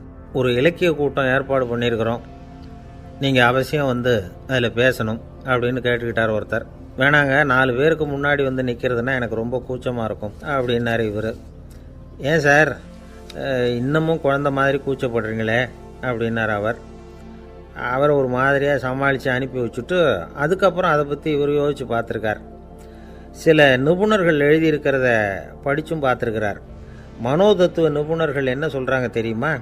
10லேருந்து 20% குழந்தைகள் பிறக்கிறப்பவே கூச்ச சுபாவம் கொண்டதாக தான் இருக்குதாம். ஒரு தாத்தா தன்னோட பேர பிள்ளைய ஆசையாக கூப்பிடுறார் விளையாட்டு காட்ட, அதை அழுதுகிட்டு ஓடி போகுது. ஒரு அம்மா தன்னோட பிள்ளைய பள்ளிக்கூடத்தில் சேர்க்கறதுக்காக கூப்பிட்டுக்கிட்டு போகிறாங்க. அந்த புள்ள அம்மாவோட முந்தானையில் ஒளிஞ்சிக்கிட்டு வெளில வரமாட்டேங்குது. இவங்களெல்லாம் எப்படி சமாளிக்கிறது? குழந்தைகளோட கூச்ச சுபாவத்தை போக்குறது எப்படி? இதுக்கு நிபுணர்கள் சில யோசனைகளை சொல்லியிருக்கிறாங்க. மற்றவங்களுக்கு முன்னாடி என் பையனுக்கு கூச்சம் ரொம்ப அதிகம் சார், மற்றவங்க பார்த்தா ரொம்ப வெக்கப்படுறான், இப்படி சொல்கிற அப்பாக்கள் உண்டு. என் பையன் புது மனுஷால பார்த்தா அட்டையாக ஒட்டிக்குவான் சார் அப்படின்னு சொல்கிற அப்பாக்களும் உண்டு. இப்படிலாம் குழந்தைகளுக்கு முத்திரை குத்துறது ரொம்ப தப்பான். புதுசாக யாராவது வீட்டுக்கு வந்தால் குழந்தை தானாக தன்னோட கூச்சத்தையும் பயத்தையும் போக்கிக்கிட்டு சகஜமாக மாறி வர்றதுக்கு வாய்ப்பு கொடுக்கணுமா. ஒரு கூட்டத்துக்கோ அல்லது சொந்தக்காரங்க கல்யாணத்துக்கோ குழந்தைய அழைச்சிட்டு போகிறீங்க, அங்கே போய் கட்டாயப்படுத்தி குழந்தைய மற்றவங்க கிட்ட பேச சொல்லக்கூடாது. சில சமயம் குழந்தை தானாக தன்னுடைய கூச்ச சுபாவத்தை விட்டு பேசுகிறதுக்கு முன் வந்தால் அதை பாராட்டணும். குழந்தை கலகலப்பு இல்லாமல் மௌனமாக இருந்ததுன்னா அதையும் கண்டுக்கக்கூடாது. குழந்தை பேச ஆரம்பித்தா அதை ஆர்வத்தோடு கவனிக்க தெரியணும். கலந்து உரையாடுற பழக்கத்தை வீட்லேயே ஆரம்பிக்கலாம். கேட்டதுக்கு பதில் சொல் அப்படின்னு நீங்கள் அதிகாரம் பண்ணிகிட்டு இருக்கக்கூடாது. அது குழந்தைக்கு பேசுகிற சந்தர்ப்பத்தை குறைச்சிருமா. இப்போ நாம் அதிகாரம் பண்ணால் கேலி செய்கிற பழக்கம் குழந்தைகளை ரொம்ப பாதிச்சிருமா. பெரியவங்களானதுக்கு அப்புறமும் சில பேர் கூச்சத்தோடவும் பயத்தோடவும் இருக்கிறதுக்கு இதுதான் காரணம். சின்ன வயசில் அவங்கெல்லாம் ஏதாவது கேலிக்கு ஆளாகி இருப்பாங்க. 2வது குழந்தை மூத்த குழந்தைய கேலிக்கு ஆளாகிற சந்தர்ப்பங்களை கண்டு கேலி பண்ணினா அது இளம் நெஞ்சங்களை விட்டு நீங்கிறதே இல்லையா. எப்பவும் குழந்தையோட நடை உடை பாவனைகளை பற்றி சொல்லிக்கிட்டே இருக்கக்கூடாதான். அதுவே கூச்ச சுபாவத்தை கொண்டுட்டு வந்துடுமா. அப்பா எங்கேன்னு யாராவது கேட்டால் இது மாதிரி இன்ன காரியத்துக்காக வெளியில் போயிருக்கார், இத்தனை மணிக்கு திரும்பி வருவார் அப்படின்னு சொல்கிற அளவுக்கு குழந்தைகளை பழக்கப்படுத்தி வைக்கணும். ஃபோன்லேயே யாராவது விசாரித்தா கூட இது மாதிரி பதில் சொல்லு அப்படின்னு சொல்லணும். சின்ன சின்ன மீட்டிங்கில் 4 வார்த்தை பேச தயார் பண்ணலாம். ஒரு கடையிலையோ அல்லது ஹோட்டல்லையோ ஏதாவது விவரம் கேட்கணும்னா உங்கள் குழந்தைய தைரியமாக அனுப்புங்க. குழந்தைகள் பணிவாகவும் பொறுமையாகவும் விவரம் கேட்குறப்போ கூச்ச சுபாவம் தானாக போயிடும். சின்ன வயசுலேயே இப்படிலாம் பழக்கப்படுத்தினா தான் வருங்காலத்தில் தைரியமாக இந்த சமுதாயத்தில் வாழ முடியும். இல்லைன்னா 60 வயசுலேயும் அடுப்பங்கரையை விட்டு வெளில வர்றதுக்கு கூச்சப்பட்டுக்கிட்டு தான் இருக்க வேண்டியிருக்கும். இந்த காலத்து பிள்ளைங்க எவ்வளவோ பரவாயில்ல, எதுக்கும் தயங்குறதில்ல, கூச்சப்படுறதில்ல. ஒரு அம்மா அடுப்பங்கரையிலேருந்து சத்தம் போட்டாங்க, டேய் ராமு, தயவு பண்ணி அந்த டிவியை நிறுத்துறா, அந்த பெண்ணோட குரல் மகா மோசம், அடுப்பங்கரையில் இருக்கிற என்னாலேயே அதை சகிச்சிக்க முடியல அப்படின்னாங்களாம். உடனே பையன் கொஞ்சம் கூட தயங்காமல் பதில் சொல்கிறான், அம்மா, இந்த குரல் டிவியிலேருந்து வரல, எதிர்த்த விட்டு மாமி தான் இங்கே வந்திருக்கிறாங்க, அவங்க தான் இப்போ என்னோட பேசிக்கிட்டு இருக்கிறாங்க அப்படின்னானா. ஐயா, உங்கள் பேரை தொடர்ந்து தினம் கேட்டுக்கிட்டு இருக்கிறேன் அப்படின்னார் ஒருத்தர். தொடர்ந்து கேட்குறீங்களே, உங்களுக்கு காது வலிக்கலையா அப்படின்னு கேட்டோம். பேசுகிற உங்களுக்கே வாய் வலிக்கலை அப்படிங்கிறப்போ கேட்குற எங்களுக்கு எப்படி காது வலிக்கும் அப்படின்னார். நம்ம உடம்புல ஒரு அதிசயம் என்ன தெரியுமா? ரொம்ப நேரம் நாம் நடக்கிறோம்னு வச்சுக்கோங்க, கால் வலிக்கும். ரொம்ப நேரம் வேலை செஞ்சால் கை வலிக்கும், உடம்பு வலிக்கும். ரொம்ப நேரம் பார்த்துக்கிட்டே இருந்தால் கண்ணு வலிக்கும். ரொம்ப நேரம் பேசிக்கிட்டே இருந்தால் வாய் கூட வலிக்கும். ஆனால் ரொம்ப நேரம் கேட்டுக்கிட்டே இருக்கிறதுனால காது வலிக்கிறது இல்லை. அதனால் கேட்குறதுக்கு முக்கியத்துவம் கொடுத்தாங்க நம்ம பெரியவங்க. திருவள்ளுவர் தேவையில்லாமல் வார்த்தைகளை உபயோகப்படுத்த மாட்டார். ஒரு திருக்குறள்னு எடுத்துக்கிட்டாவே அதில் மொத்தம் 7 வார்த்தைகள், அவ்வளவுதான். அப்படி 7 வார்த்தைகள் மட்டுமே உள்ள ஒரு திருக்குறளில் வள்ளுவர் ஒரே வார்த்தையை 5 தடவை உபயோகப்படுத்தியிருக்கிறார், திரும்ப திரும்ப பயன்படுத்தியிருக்கிறார். அப்படின்னா அதை எந்த அளவுக்கு வலியுறுத்தி சொல்கிறார் அப்படிங்கிறத நாம் புரிஞ்சுக்கணும். அது என்ன குறள்? செல்வத்துள் செல்வம் செவிச்செல்வம், அச்செல்வம் செல்வத்துள் எல்லாம் தலை. செவிச்செல்வம்ங்கிறது அவ்வளவு முக்கியமானது. கற்றலின் கேட்டல் நன்று. அதிகம் கேட்கணுங்கிறதுக்காக தான் எவ்வளவு கேட்டாலும் காது வலிக்கிறதில்ல. குறைச்சலாக பேசணும், அதிகமாக கேட்கணும். இன்னொரு விஷயம் கவனிங்க, நம்ம உடம்பில் கண்ணுக்கு மூடி இருக்குது, எதையாவது நாம் பார்க்க விரும்பலைன்னா உடனே கண்ணை மூடிக்கலாம். நம்ம வாய்க்கு மூடி இருக்குது, பேச விருப்பம் இல்லையா, வாயை மூடிக்கலாம். மூக்குக்கு கூட மூடிக்கிற வசதி இருக்குது, எதையாவது முகர விருப்பம் இல்லையா, மூச்சை அடக்கிக்கலாம். ஆனால் பாருங்கள், காதுக்கு மூடி கிடையாது, அதை கையால் தான் மூட முடியும். யார் என்ன சொன்னாலும் அது நல்லதோ கெட்டதோ காதில் விழுந்துக்கிட்டு தான் இருக்கும். அறிவு தான் நல்ல விஷயங்களை எடுத்துக்கிட்டு கெட்ட விஷயங்களை விட்டுடணும். நல்ல கருத்துக்கள் நம்ம காதில் நிறைய விழுந்துக்கிட்டே இருக்கணும். அதை கேட்டு நாம் நல்லபடியாக வாழணுங்கிறது தான் படைப்பின் விருப்பம். ஆன்மீகவாதிகள் கூட ஒன்று சொல்லுவாங்க, அதாவது ஆன்மீக பாதையில் நீங்கள் முன்னேறணும்னா முதல்ல சிரவணம் செய்யணும்பாங்க. அதாவது பெரியவங்க சொல்கிற நல்ல கருத்துக்களை கேட்கணும் அப்படின்னு அதுக்கு அர்த்தம். அதனால் யார் நல்ல கருத்துக்களை சொன்னாலும் அதை காது கொடுத்து கேளுங்க. இவ்வளவு கருத்துக்களையும் நம்ம நேயர் ஒருத்தர்கிட்ட சொல்லிகிட்டு இருந்தோம். அவரும் சரி சரின்னு தலையாடிக்கிட்டே இருந்தார். அப்புறம் சொன்னார், நீங்கள் சொல்கிறது சரிதான் சார், காதுக்கு மூடி இல்லைங்கிறது ரொம்ப சரி. அதனால தான் உங்கள் தகவல் கூட நாங்கள் விரும்புகிறோமோ இல்லையோ தினம் காதில் விழுந்துக்கிட்டு இருக்குது அப்படின்னார். எங்களுக்கு ரொம்ப பெருமையாக இருந்தது. அப்படியா அப்படின்னோம். ஆனாலும் என்ன மாதிரி சில பேர் நீங்கள் தகவல் சொல்கிற சமயத்தில் காதில் மூடி இல்லையேன்னு சொல்லி கவலைப்படுறதில்ல சார் அப்படின்னார். ஏன்னு கேட்டோம். காதை மூடுறதுக்கு தானே வசதி இல்லை, ரேடியோவை மூடுறதுக்கு வசதி இருக்குதுல்ல, அதனால் டக்குன்னு அதை மூடி வச்சுருவோம் அப்படின்னார். வங்க நாவலாசிரியர் சரத் சந்திரர் ஒரு நண்பர் அவர்கிட்ட வந்தார். வழக்கமாக எல்லா எழுத்தாளர்கள்கிட்டையும் கேட்குற ஒரு கேள்வியை கேட்டார். நீங்கள் எழுத்துத்துறைக்கு வந்தது எப்படி? இதுதான் கேள்வி. அதை தெரிஞ்சு என்ன பிரயோஜனம்னார் சரத் சந்திரர். சும்மா சொல்லுங்களேன், தெரிஞ்சுக்கிறேன் அப்படின்னார் வந்தவர்.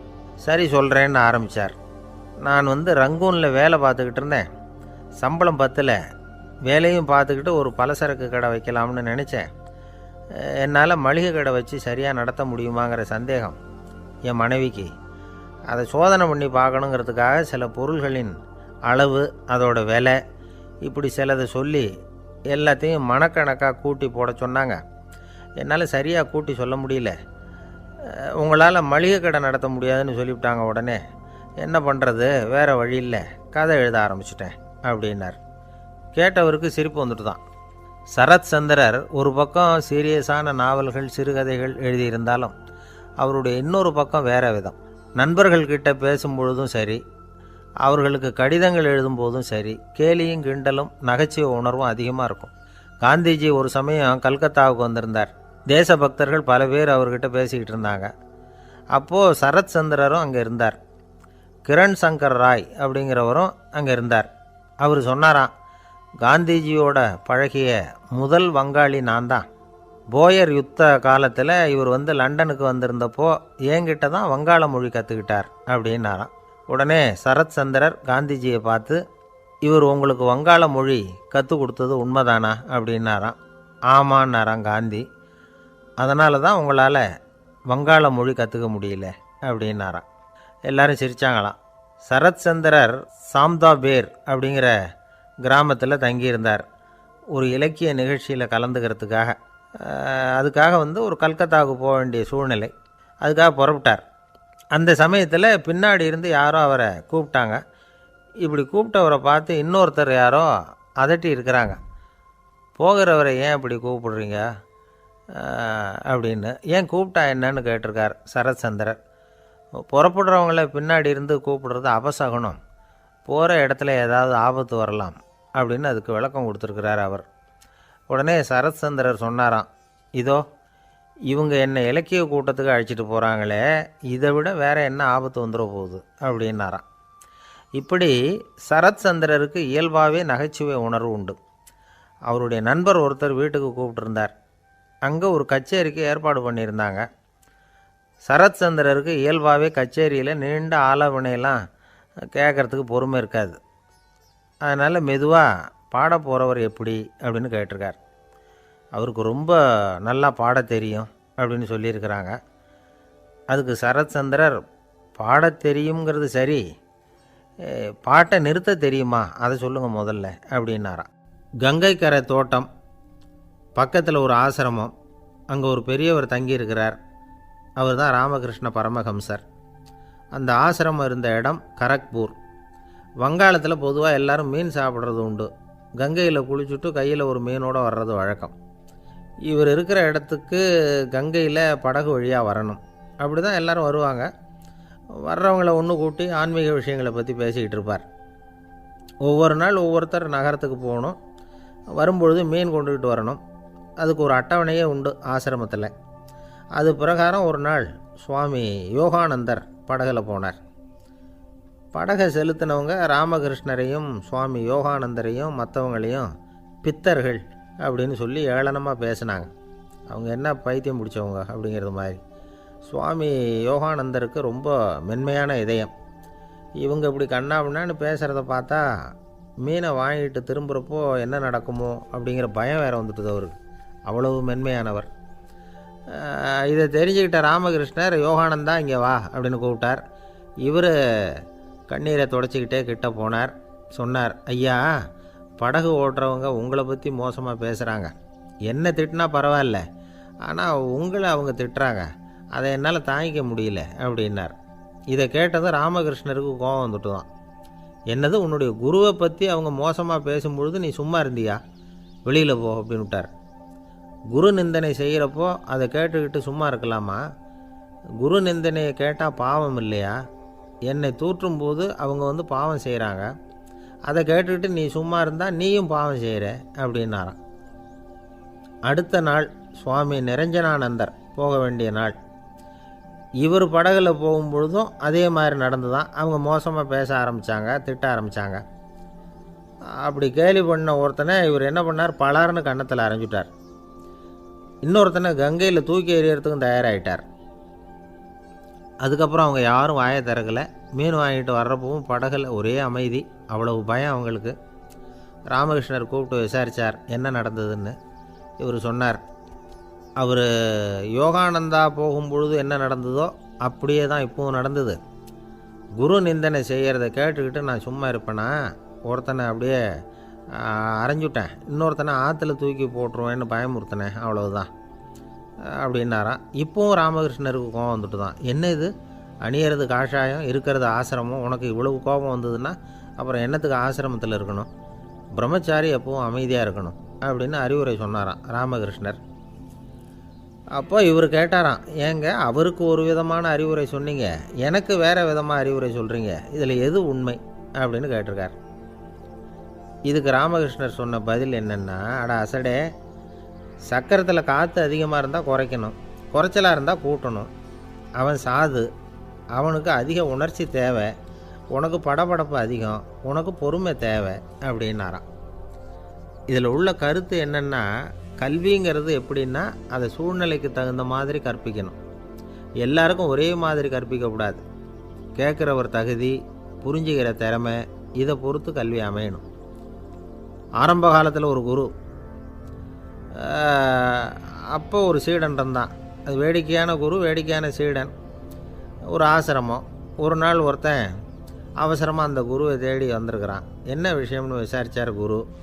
உங்கள் சீடர் என்னை அடிச்சுட்டார் அப்படின்னு புகார் பண்ணானான் அந்த ஆள். குரு சீடனை கூப்பிட்டார். அடிச்சியா இந்த ஆளை அப்படின்னு கேட்டாரான். ஆமான் இருக்கான் சீடன். ஏன் அடிச்சே அப்படின்னு கேட்டாரான். இந்த ஆள் உங்களை பற்றி மட்டமாக பேசிவிட்டான், என்னால் அதை தாங்கிக்க முடியல, அதனால தான் அடிச்சுட்டேன்ருக்கான். அப்படி என்ன பேசினான் அப்படின்னு கேட்டாரான். உன்னுடைய குருநாதர் இப்போல்லாம் அர்த்தமில்லாமல் பேச ஆரம்பிச்சுட்டார் அப்படின்னு சொல்லிவிட்டான், அதனால தான் அடிச்சுட்டேன் அப்படின்னானா. அதுக்காக அடித்தே அப்படின்னாரான். நான் அதுக்காக அடிக்கலை குருவே, இப்போல்லாம் நீங்கள் அர்த்தம் இல்லாமல் பேசுகிறதாக அவன் சொல்கிறான், அப்படின்னா இது வரைக்கும் நீங்கள் அர்த்தத்தோடு பேசினதாகத்தானே அர்த்தம், அது தப்பு தானே, அதனால தான் அடித்தேன் அப்படின்னானா. ஒரு பெரியவர் உட்கார்ந்துருக்கிறார். அவரை சுற்றி அவருடைய தோழர்கள் உட்காந்துருக்கிறாங்க. ஏதோ ஒரு முக்கியமான செய்தியை அவர் அவங்களுக்கு சொல்லிகிட்டு இருக்கிறார். அவங்களும் ஆர்வமாக கேட்டுக்கிட்டு இருக்கிறாங்க. இந்த சமயத்தில் யாரோ ஒரு ஆள் வேகமாக அங்கே வர்றார். வர்ற வேகத்திலேயே எனக்கு ஏதாவது உதவி செய்யுங்க அப்படின்னு கேட்டுக்கிட்டே வர்றார். கேட்குறது உதவி, ஆனால் குரல் மிரட்டுறது மாதிரி இருக்குது, அதட்டி கேட்குறது மாதிரி இருக்குது. இதை கேட்டதும் அந்த பெரியவர் ஆத்திரப்படலை. ஆனால் அவரை சுற்றி இருந்தவங்க ஆத்திரப்பட்டாங்க. இதை பெரியவர் கவனித்தார். கொஞ்சம் அமைதியாக இருங்கன்னார். வந்தவரை கூப்பிட்டார். அவருக்கு சில பொருள்களை கொடுத்தார். என்னங்க இப்போ உங்களுக்கு மகிழ்ச்சி தானே அப்படின்னார். ஆ அப்படின்னு அலட்சியமாக அவர் சொல்கிறார். நான் உங்களை நல்ல முறையில் நடத்தினேன்னா அப்படின்னு கேட்குறாரு அவர் மறுபடியும். அதெல்லாம் ஒன்றும் இல்லை அப்படின்னு சொல்லி அவர் சொல்லிகிட்டு இருக்கிறாரு. குரலில் கடுமை குறையில. சுற்றி இருந்தவங்களால் இதை பொறுத்துக்க முடியல. கோபத்தோடு அவரை நோக்கி நெருங்க ஆரம்பித்தாங்க. பெரியவர் அவங்களையெல்லாம் தடுத்து நிறுத்தினார். வந்தவரை வாங்க என்னோட அப்படின்னு சொல்லி அழைச்சிட்டு போனார். வீட்டுக்கு போனார். அங்கே போனதும் இன்னும் சில பொருள்களை எடுத்து அவர்கிட்ட கொடுத்தார். இப்போ திருப்தி தானே, நான் உங்ககிட்ட நல்ல முறையில் நடந்துக்கிட்டேனா அப்படின்னார். அவர் முகம் இப்போ தான் கொஞ்சம் மலர்ந்தது. ரொம்ப நன்றி, இறைவன் உங்கள் குடும்பத்துக்கு எல்லா நன்மைகளையும் செய்வான் அப்படின்னு சொன்னார். இதே வார்த்தைகளை என்னுடைய தோழர்கள்கிட்டே சொல்லிட்டீங்கன்னா அவங்க கோபம் தணிஞ்சிரும், வர முடியுமான்னார். கண்டிப்பாக வர்றேன் அப்படின்னாரு. மறுநாள் காலையில் அந்த இடத்துக்கு வந்தார். அதே மாதிரி சொல்லிவிட்டு அவர் போயிட்டார். தோழர்கள்லாம் ரொம்ப வியப்போடு பெரியவரை பார்த்தாங்க. அந்த பெரியவர் தான் நபிகள் நாயகம். அவர் சொன்னார், ஒருத்தன் ரொம்ப ஆசையாக ஒரு ஒட்டகத்தை வளர்த்துக்கிட்டு வந்தான். ஒரு நாள் அந்த ஒட்டகம் கயத்தை அறுத்துக்கிட்டு ஓடி போயிட்டுது. அக்கம் பக்கத்தில் இருக்கிறவங்கெல்லாம் அந்த ஒட்டகத்தை பிடிக்கிறதுக்கு முயற்சி பண்ணாங்க. அதை துரத்திக்கிட்டு ஓடினாங்க. ஒட்டகம் தாறுமாறாக ஓட ஆரம்பிச்சிது. இந்த சமயத்தில் ஒட்டகத்தை வளர்த்தவன் அங்கே ஓடி வந்தான். நீங்கள் அதை ஒன்றும் செய்ய வேணாம், விட்டுருங்க. அதோட சுபாவம் எனக்கு நல்லா தெரியும். அதை சுலபமாக என்னோடய வழிக்கு கொண்டுட்டு வந்துட முடியும். நான் பார்த்துக்கிறேன், விட்டுருங்கோ அப்படின்னா. எல்லாரும் விலகி போயிட்டாங்க. இவன் என்ன செஞ்சான் தெரியுமா? கொஞ்சம் புல்லை கையில் எடுத்துக்கிட்டு அந்த ஒட்டகத்தை நெருங்கினான். அவ்வளவுதான். அது ஓடி இவன் காலடியில் உட்காந்துக்கிட்டது. செல்லமாக அதை அப்படியே தடவி கொடுத்தான். முதுகில் ஏறி உட்காந்துக்கிட்டான். அது பாட்டுக்கு சாதுவாக நடந்து போகுது. இந்த கதையை நபிகள் நாயகம் தம்முடைய தோழர்களுக்கு சொல்கிறார். ஒட்டகத்தை மட்டும் இல்லை, சில மனிதர்களையும் கூட சில விதத்தில் அணுகி தான் அவர்களை சீர்திருத்த வேண்டியிருக்குது அப்படிங்கிறத அவங்களுக்கு உணர்த்தினார். இது ஒரு அழகான உளவியல் அணுகுமுறை. சில குடும்ப தலைவர்கள் கூட இந்த ஒட்டகம் மாதிரி நடந்துக்கிறது உண்டு. அப்புறம் அடங்கி போகிறதும் உண்டு. ஒரு குடும்ப தலைவர் காலையில் எழுந்திரிச்சதுலேருந்து சத்தம் போட்டு கத்திக்கிட்டு இருப்பார். பக்கத்தில் இருந்தவங்கெல்லாம் ஓடி போய் சமாதானம் பண்ணி பார்த்தாங்க. அவர் ஓயறது மாதிரி தெரியல. கடைசியில் அவர் மனைவி வந்தாங்க. நீங்கள் எல்லாம் விலகி போயிடுங்க, அவர் சுபாவம் எனக்கு தெரியும், நான் பார்த்துக்கிறேன் அப்படின்னாங்க. சரின்னு எல்லோரும் போயிட்டாங்க. சாயந்தரமாக பார்க்குறாங்க, அவர் சத்தம் இல்லாமல் ஒரு மூலையில் உட்காந்துருக்கிறார். ரொம்ப சாதுவா. ஆச்சரியமாக இருந்தது. என்னம்மா பண்ணீங்கன்னு கேட்டாங்க. அது ஒன்றும் இல்லைங்க, ஒரு வேளை சாப்பாட்டை நிறுத்தினேன், பட்னி போட்டேன், அவ்வளவுதான் அப்படின்னாங்க அந்த அம்மா. ஒரு ராஜா ஊரெல்லாம் சுற்றி பார்த்துட்டு வரலாம்னு ஒரு நாள் புறப்பட்டு போனார். ஒரு இடத்துல தறி நெசவு வேலை ரொம்ப மும்முரமாக நடந்துக்கிட்டு இருந்தது. ஒரு பெரியவர் தறியால் நெசவு வேலை செஞ்சுக்கிட்டு இருந்தார். பக்கத்தில் ஒரு அழகான பொண்ணு உட்காந்து நூலை சுற்றிக்கிட்டு இருக்குது. ராஜா அந்த பெரியவரை பார்த்து யார் இந்த பொண்ணுன்னு விசாரித்தார். ராஜா அப்படி கேட்டதும் அவருக்கு ரொம்ப பெருமையாக போயிட்டுது. ஏன்னா உட்காந்துருந்தது அவரோட மகள். அரசே, இது என்னுடைய மகள். இவ வேகமாக நூல் தெரிக்கக்கூடியவள். வைக்கோலை எடுத்து இவ தெரிச்சா கூட அது எல்லாம் பவுனிழையாக வெளியில் வரும் அப்படின்னு ஒரு ராசி இவளுக்கு அப்படின்னு ரொம்ப பெருமையாக ராஜா கிட்ட சொன்னார். ராஜா இதை கேட்டதும் அசந்துட்டார். அப்படியா, இவ்வளவு அழகும் சாமர்த்தியமும் உள்ள இந்த பொண்ணு என்னோட வரட்டுமே, இவளை என் மருமகளாக ஆக்கிக்கிறேன் அப்படின்னார் ராஜா. அந்த பெரியவருக்கு ஒன்றும் புரியல. ஏதோ கொஞ்சம் பெருமையாக சொல்ல போக அது இப்படி ஆகிட்டுதே அப்படின்னு கவலைப்பட்டார். இருந்தாலும் ராஜா பேச்ச தட்ட முடியுமா, மகளை அனுப்பி வச்சுட்டார். ராஜா அந்த பொண்ணை அரண்மனைக்கு அழைச்சிட்டு வந்தார். அங்கே ஒரு அறையில் வச்சு பூட்டி விட்டார். அந்த ரூமு நிறைய வைக்கோலை கொண்டாந்து போட்டு அடைச்சாங்க. 3 ராட்டைகள் வேறு வச்சுருந்தாங்க. நாளைக்கு பொழுது விடியறதுக்குள்ளே நீ இந்த வைக்கோலையெல்லாம் தங்க இழைகளாக மாற்றி காட்டணும். நாளைக்கு காலம்புற நான் இந்த அறை கதவை திறப்பேன். உன் தகப்பன் சொன்னது மாதிரி எல்லாம் தங்கமாக மாறி இருக்கணும், இல்லைன்னா நீ உயிர் தப்ப முடியாது அப்படின்னு உத்தரவு போட்டார். பாவம் அந்த பொண்ணு என்ன பண்ணும், பகல் பூரா அழுதுகிட்டே உட்காந்துருக்குது. ராத்திரி பூராவும் தூக்கம் வரல. மறுநாள் அதிகாலை நேரத்தில் யாரோ கதவை தட்டுற சத்தம் கேட்டுது. பயந்துக்கிட்டே கதவை திறக்கிறா. திறந்து பார்த்தா வெளியில் 3 அவலட்சணமான பெண்கள். ஒருத்திக்கு கால் அகலமாக முறை மாதிரி இருக்குது, இன்னொருத்திக்கு கட்டை விரல் கரண்டி மாதிரி பெருசாக இருக்குது, 3ஆவது பொண்ணுக்கு உதடு தடித்து ரப்பர் மாதிரி தொங்கிக்கிட்டு இருக்கு. யார் நீங்கள், உங்களுக்கு என்ன வேணும் அப்படின்னு கேட்குது இந்த பொண்ணு. நாங்கள் உங்களுக்கு உதவி செய்கிறதுக்கு தான் வந்திருக்கிறோம் அப்படின்னு சொல்லி உள்ளே வந்தாங்க. உட்காந்தாங்க. கொஞ்ச நேரத்துக்குள்ளே உள்ளே இருந்த வைக்கோலையெல்லாம் தங்க இழைகளாக மாற்றி கொடுத்துட்டு போயிட்டாங்க. காலையில் ராஜா வந்தார், பார்த்தார். ஆகா பேஷுனார். இன்னும் கொஞ்சம் வைக்கோலை கொண்டாந்து அந்த ரூமில் போட சொன்னார். இந்த வைக்கோலையும் இன்றைக்கி தங்கமாக மாற்றிவிடு, நாளைக்கு மறுநாள் உனக்கும் இளவரசனுக்கும் கல்யாணம்னு சொல்லிவிட்டார். இன்றைக்கி ராத்திரி அந்த 3 பொண்ணுங்களும் வந்தாங்க. வைக்கோலை பொண்ணு இழைகளாக மாற்றினாங்க, புறப்பட்டாங்க. இந்த பொண்ணு அவங்க காலில் விழுந்து வணங்கினா. என் உசுரை காப்பாற்றினீங்க, உங்களுக்கு நான் என்ன கைமாறு செய்ய போகிறேன் அப்படின்னா. பயப்படாத, நீ விரும்பினா எங்களுக்கு ஒரு உதவி செய்யலாம். உன்னுடைய கல்யாணத்துக்கு நாங்கள் 3 பேரும் வரோம். நீ எங்களை வரவேற்று ராஜாக்கிட்டேயும் இளவரசர்கிட்டையும் நாங்கள் உன்னோட பெரியப்பா பொண்ணுங்கன்னு சொல்லி அறிமுகப்படுத்தி வை, நாங்கள் விருந்து சாப்பிட்டுட்டு போயிடுறோம் அப்படின்னாங்க. ரொம்பவும் சந்தோஷமாக சரின்னு ஒத்துக்கிட்டா. கல்யாண நாள் வந்தது. கல்யாணம் ரொம்ப கோலாகலமாக நடந்துக்கிட்டு இருக்கு. எல்லா தேசத்து ராஜா ராணிகளும் வந்துக்கிட்டு இருக்கிறாங்க. அந்த 3 அவலட்சணமான பொண்ணுங்களும் சேர்ந்தாங்க. யார் இவங்கன்னு கேட்டார் ராஜா. என் பெரியப்பா பொண்ணுங்க அப்படின்னா அந்த பொண்ணு.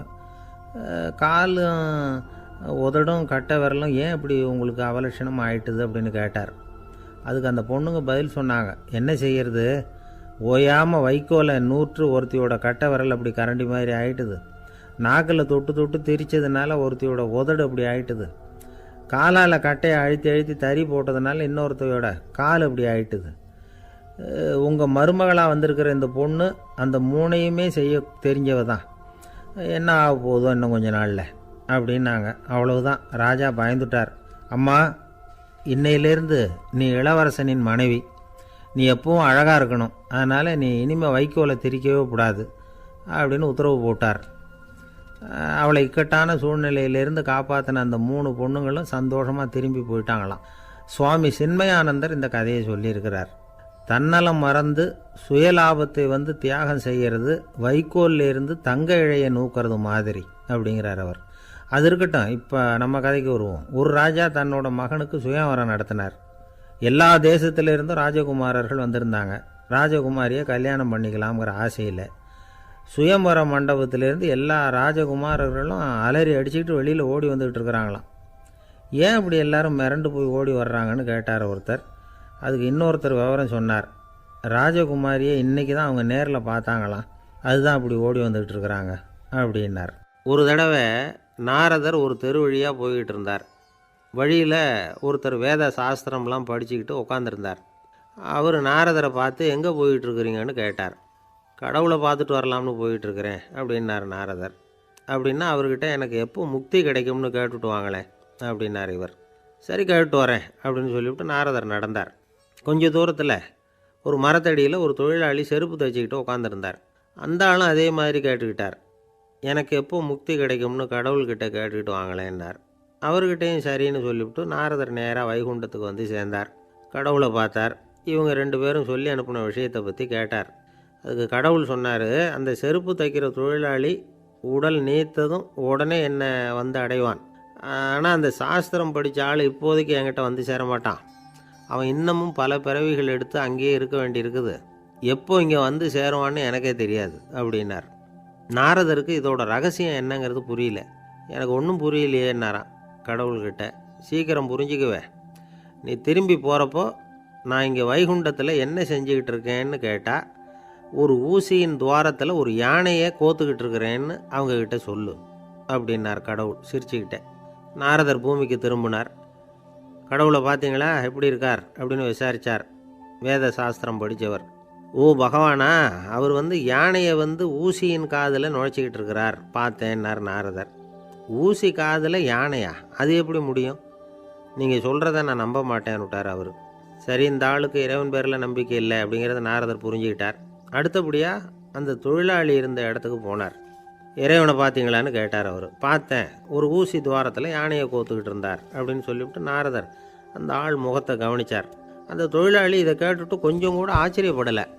அவரால் முடியாத காரியம் கூட உண்டானார். என்ன இப்படி சொல்கிற, ஊசியின் துவாரத்தில் யானையை கோக்க முடியும்னு நீ நம்புறியா அப்படின்னு கேட்டார் நாரதர். நிச்சயமாக நம்புகிறேன்னார் அவர். அது எப்படி அப்படின்னு கேட்டார் இவர். இதோ பாருங்கள், நான் இந்த ஆலமரத்தடியில் தான் தினமும் உட்காந்துருக்கிறேன். தினமும் இந்த மரத்திலிருந்து எவ்வளவோ பழம் கீழே விழுது. இந்த பழத்தில் இருக்கிற ஒவ்வொரு விதையிலேயும் உள்ள ஒரு ஆலமரம் இருக்குது. ஒரு சின்ன விதைக்குள்ள ஒரு பெரிய ஆலமரம் இருக்க முடியுங்கிறப்ப ஊசி துவாரத்தில் கடவுள் வந்து யானையை நுழைய வச்சாருங்கிறத ஒத்துக்கிறதுல என்ன கஷ்டம் இருக்குது அப்படின்னு ரொம்ப சர்வசாதாரணமாக பதில் சொன்னாராம் அந்த தொழிலாளி. நாரதர் யோசனை பண்ணார், இந்த தொழிலாளி வேத சாஸ்திரங்களையெல்லாம் படிக்கலைன்னா கூட அறிவுபூர்வமாக சிந்தித்து இறைவனை நம்புகிறான். அதனால தான் கடவுள் இந்த ஆளுக்கு சீக்கிரம் முக்தி கிடைக்கும்னு சொன்னார் அப்படிங்கிறத புரிஞ்சுக்கிட்டாராம். இந்த கதையில் வர்ற கடவுள், நாரதர், வைகுண்டம் இதெல்லாம் ஒரு பக்கம் இருக்கட்டும், ஒரு சின்ன விதைக்குள்ளே ஒரு பெரிய ஆலமரம் தூங்கிக்கிட்டு இருக்கு அப்படிங்கிற உண்மை, அந்தரத்தில் 1000 கிரகங்கள் சுற்றிக்கிட்டு இருக்குங்கிற உண்மை, இதெல்லாம் வந்து நாம் பார்த்துக்கிட்டு தானே இருக்கிறோம். இந்த உண்மைகள் வந்து அதிசயமாக நமக்கு தெரியறதுனால அதை வந்து நம்பாமல் இருந்துட முடியாது. இயற்கையை பரிபூர்ணமாக நம்புங்கள், அந்த நம்பிக்கையே நம்ம வாழ்க்கைக்கு ஆதாரம் அப்படிங்கிறத விளக்கறதுக்காக தான் இந்த கதை. இந்த காலத்தில் நம்ம பிள்ளைங்களுக்கெல்லாம் இது மாதிரி நம்பிக்கை அதிகமாகவே இருக்குது. ஒரு நாள் ஒரு சின்ன பையன்கிட்ட கேட்டேன், ஏன்பா கடவுள் வந்து ஒரு பானைக்குள்ளே ஒரு யானையை நுழைய வச்சுட்டாருன்னு சொன்னால் அதை நீ நம்புவியா அப்படின்னு கேட்டோம். நம்புவேன் சார், அது ஒன்றும் பெரிய அதிசயம் இல்லைன்னா. எப்படிறான்னு கேட்டோம். எப்படின்னா அந்த பானை வந்து அந்த யானையை விட பெருசாக இருந்திருக்கும், அவ்வளவுதான் அப்படின்னு சொல்கிறான். ஒரு ஊரில் ஒரு ராஜா இருந்தார். அவர் அடிக்கடி காட்டுக்கு வேட்டையாட போவார். சில நண்பர்களையும் கூட அழைச்சிக்கிட்டு போவார். காட்டுக்கு போனதும் ஆளுக்கு ஒரு பக்கமாக போய் வேட்டையாடுவாங்க. சாயந்தரமாக திரும்பி வருவாங்க. மறுநாள் அரண்மனையில் உட்காந்து ஒவ்வொருத்தரும் அவங்க அனுபவங்களை எல்லாம் சொல்லிக்குவாங்க. அவங்க வீரத்துக்கு தகுந்த மாதிரி பரிசை அந்த ராஜா கொடுப்பார். இது மாதிரி ஒரு தடவை எல்லாரும் வேட்டைக்கு போயிட்டு திரும்பி வந்ததும் உட்காந்து பேச ஆரம்பிச்சிருக்கிறாங்க. ஒருத்தன் சொன்னான், தன்னுடைய வீர தீர செயலை பற்றி அளக்க ஆரம்பிச்சிட்டான். ஏன்னா அதுக்கு பரிசு கிடைக்க போகுதில்ல, அதனால். அவன் என்ன சொன்னான் தெரியுமா? அரசே, நேற்றுக்கு காட்டில் என்னாச்சு தெரியுமா? எனக்கு நேராக ஒரு சிங்கம் வாயை திறந்துக்கிட்டு வந்துட்டுது. நான் பயப்படவே இல்லை. உடனே ஒரு கல்லை எடுத்து குறி பார்த்து வீசினேன். சிங்கத்து வாய்க்குள்ளே போய் அந்த கல் மாட்டிக்கிட்டுது. அவ்வளவுதான். அந்த சிங்கம் என்னை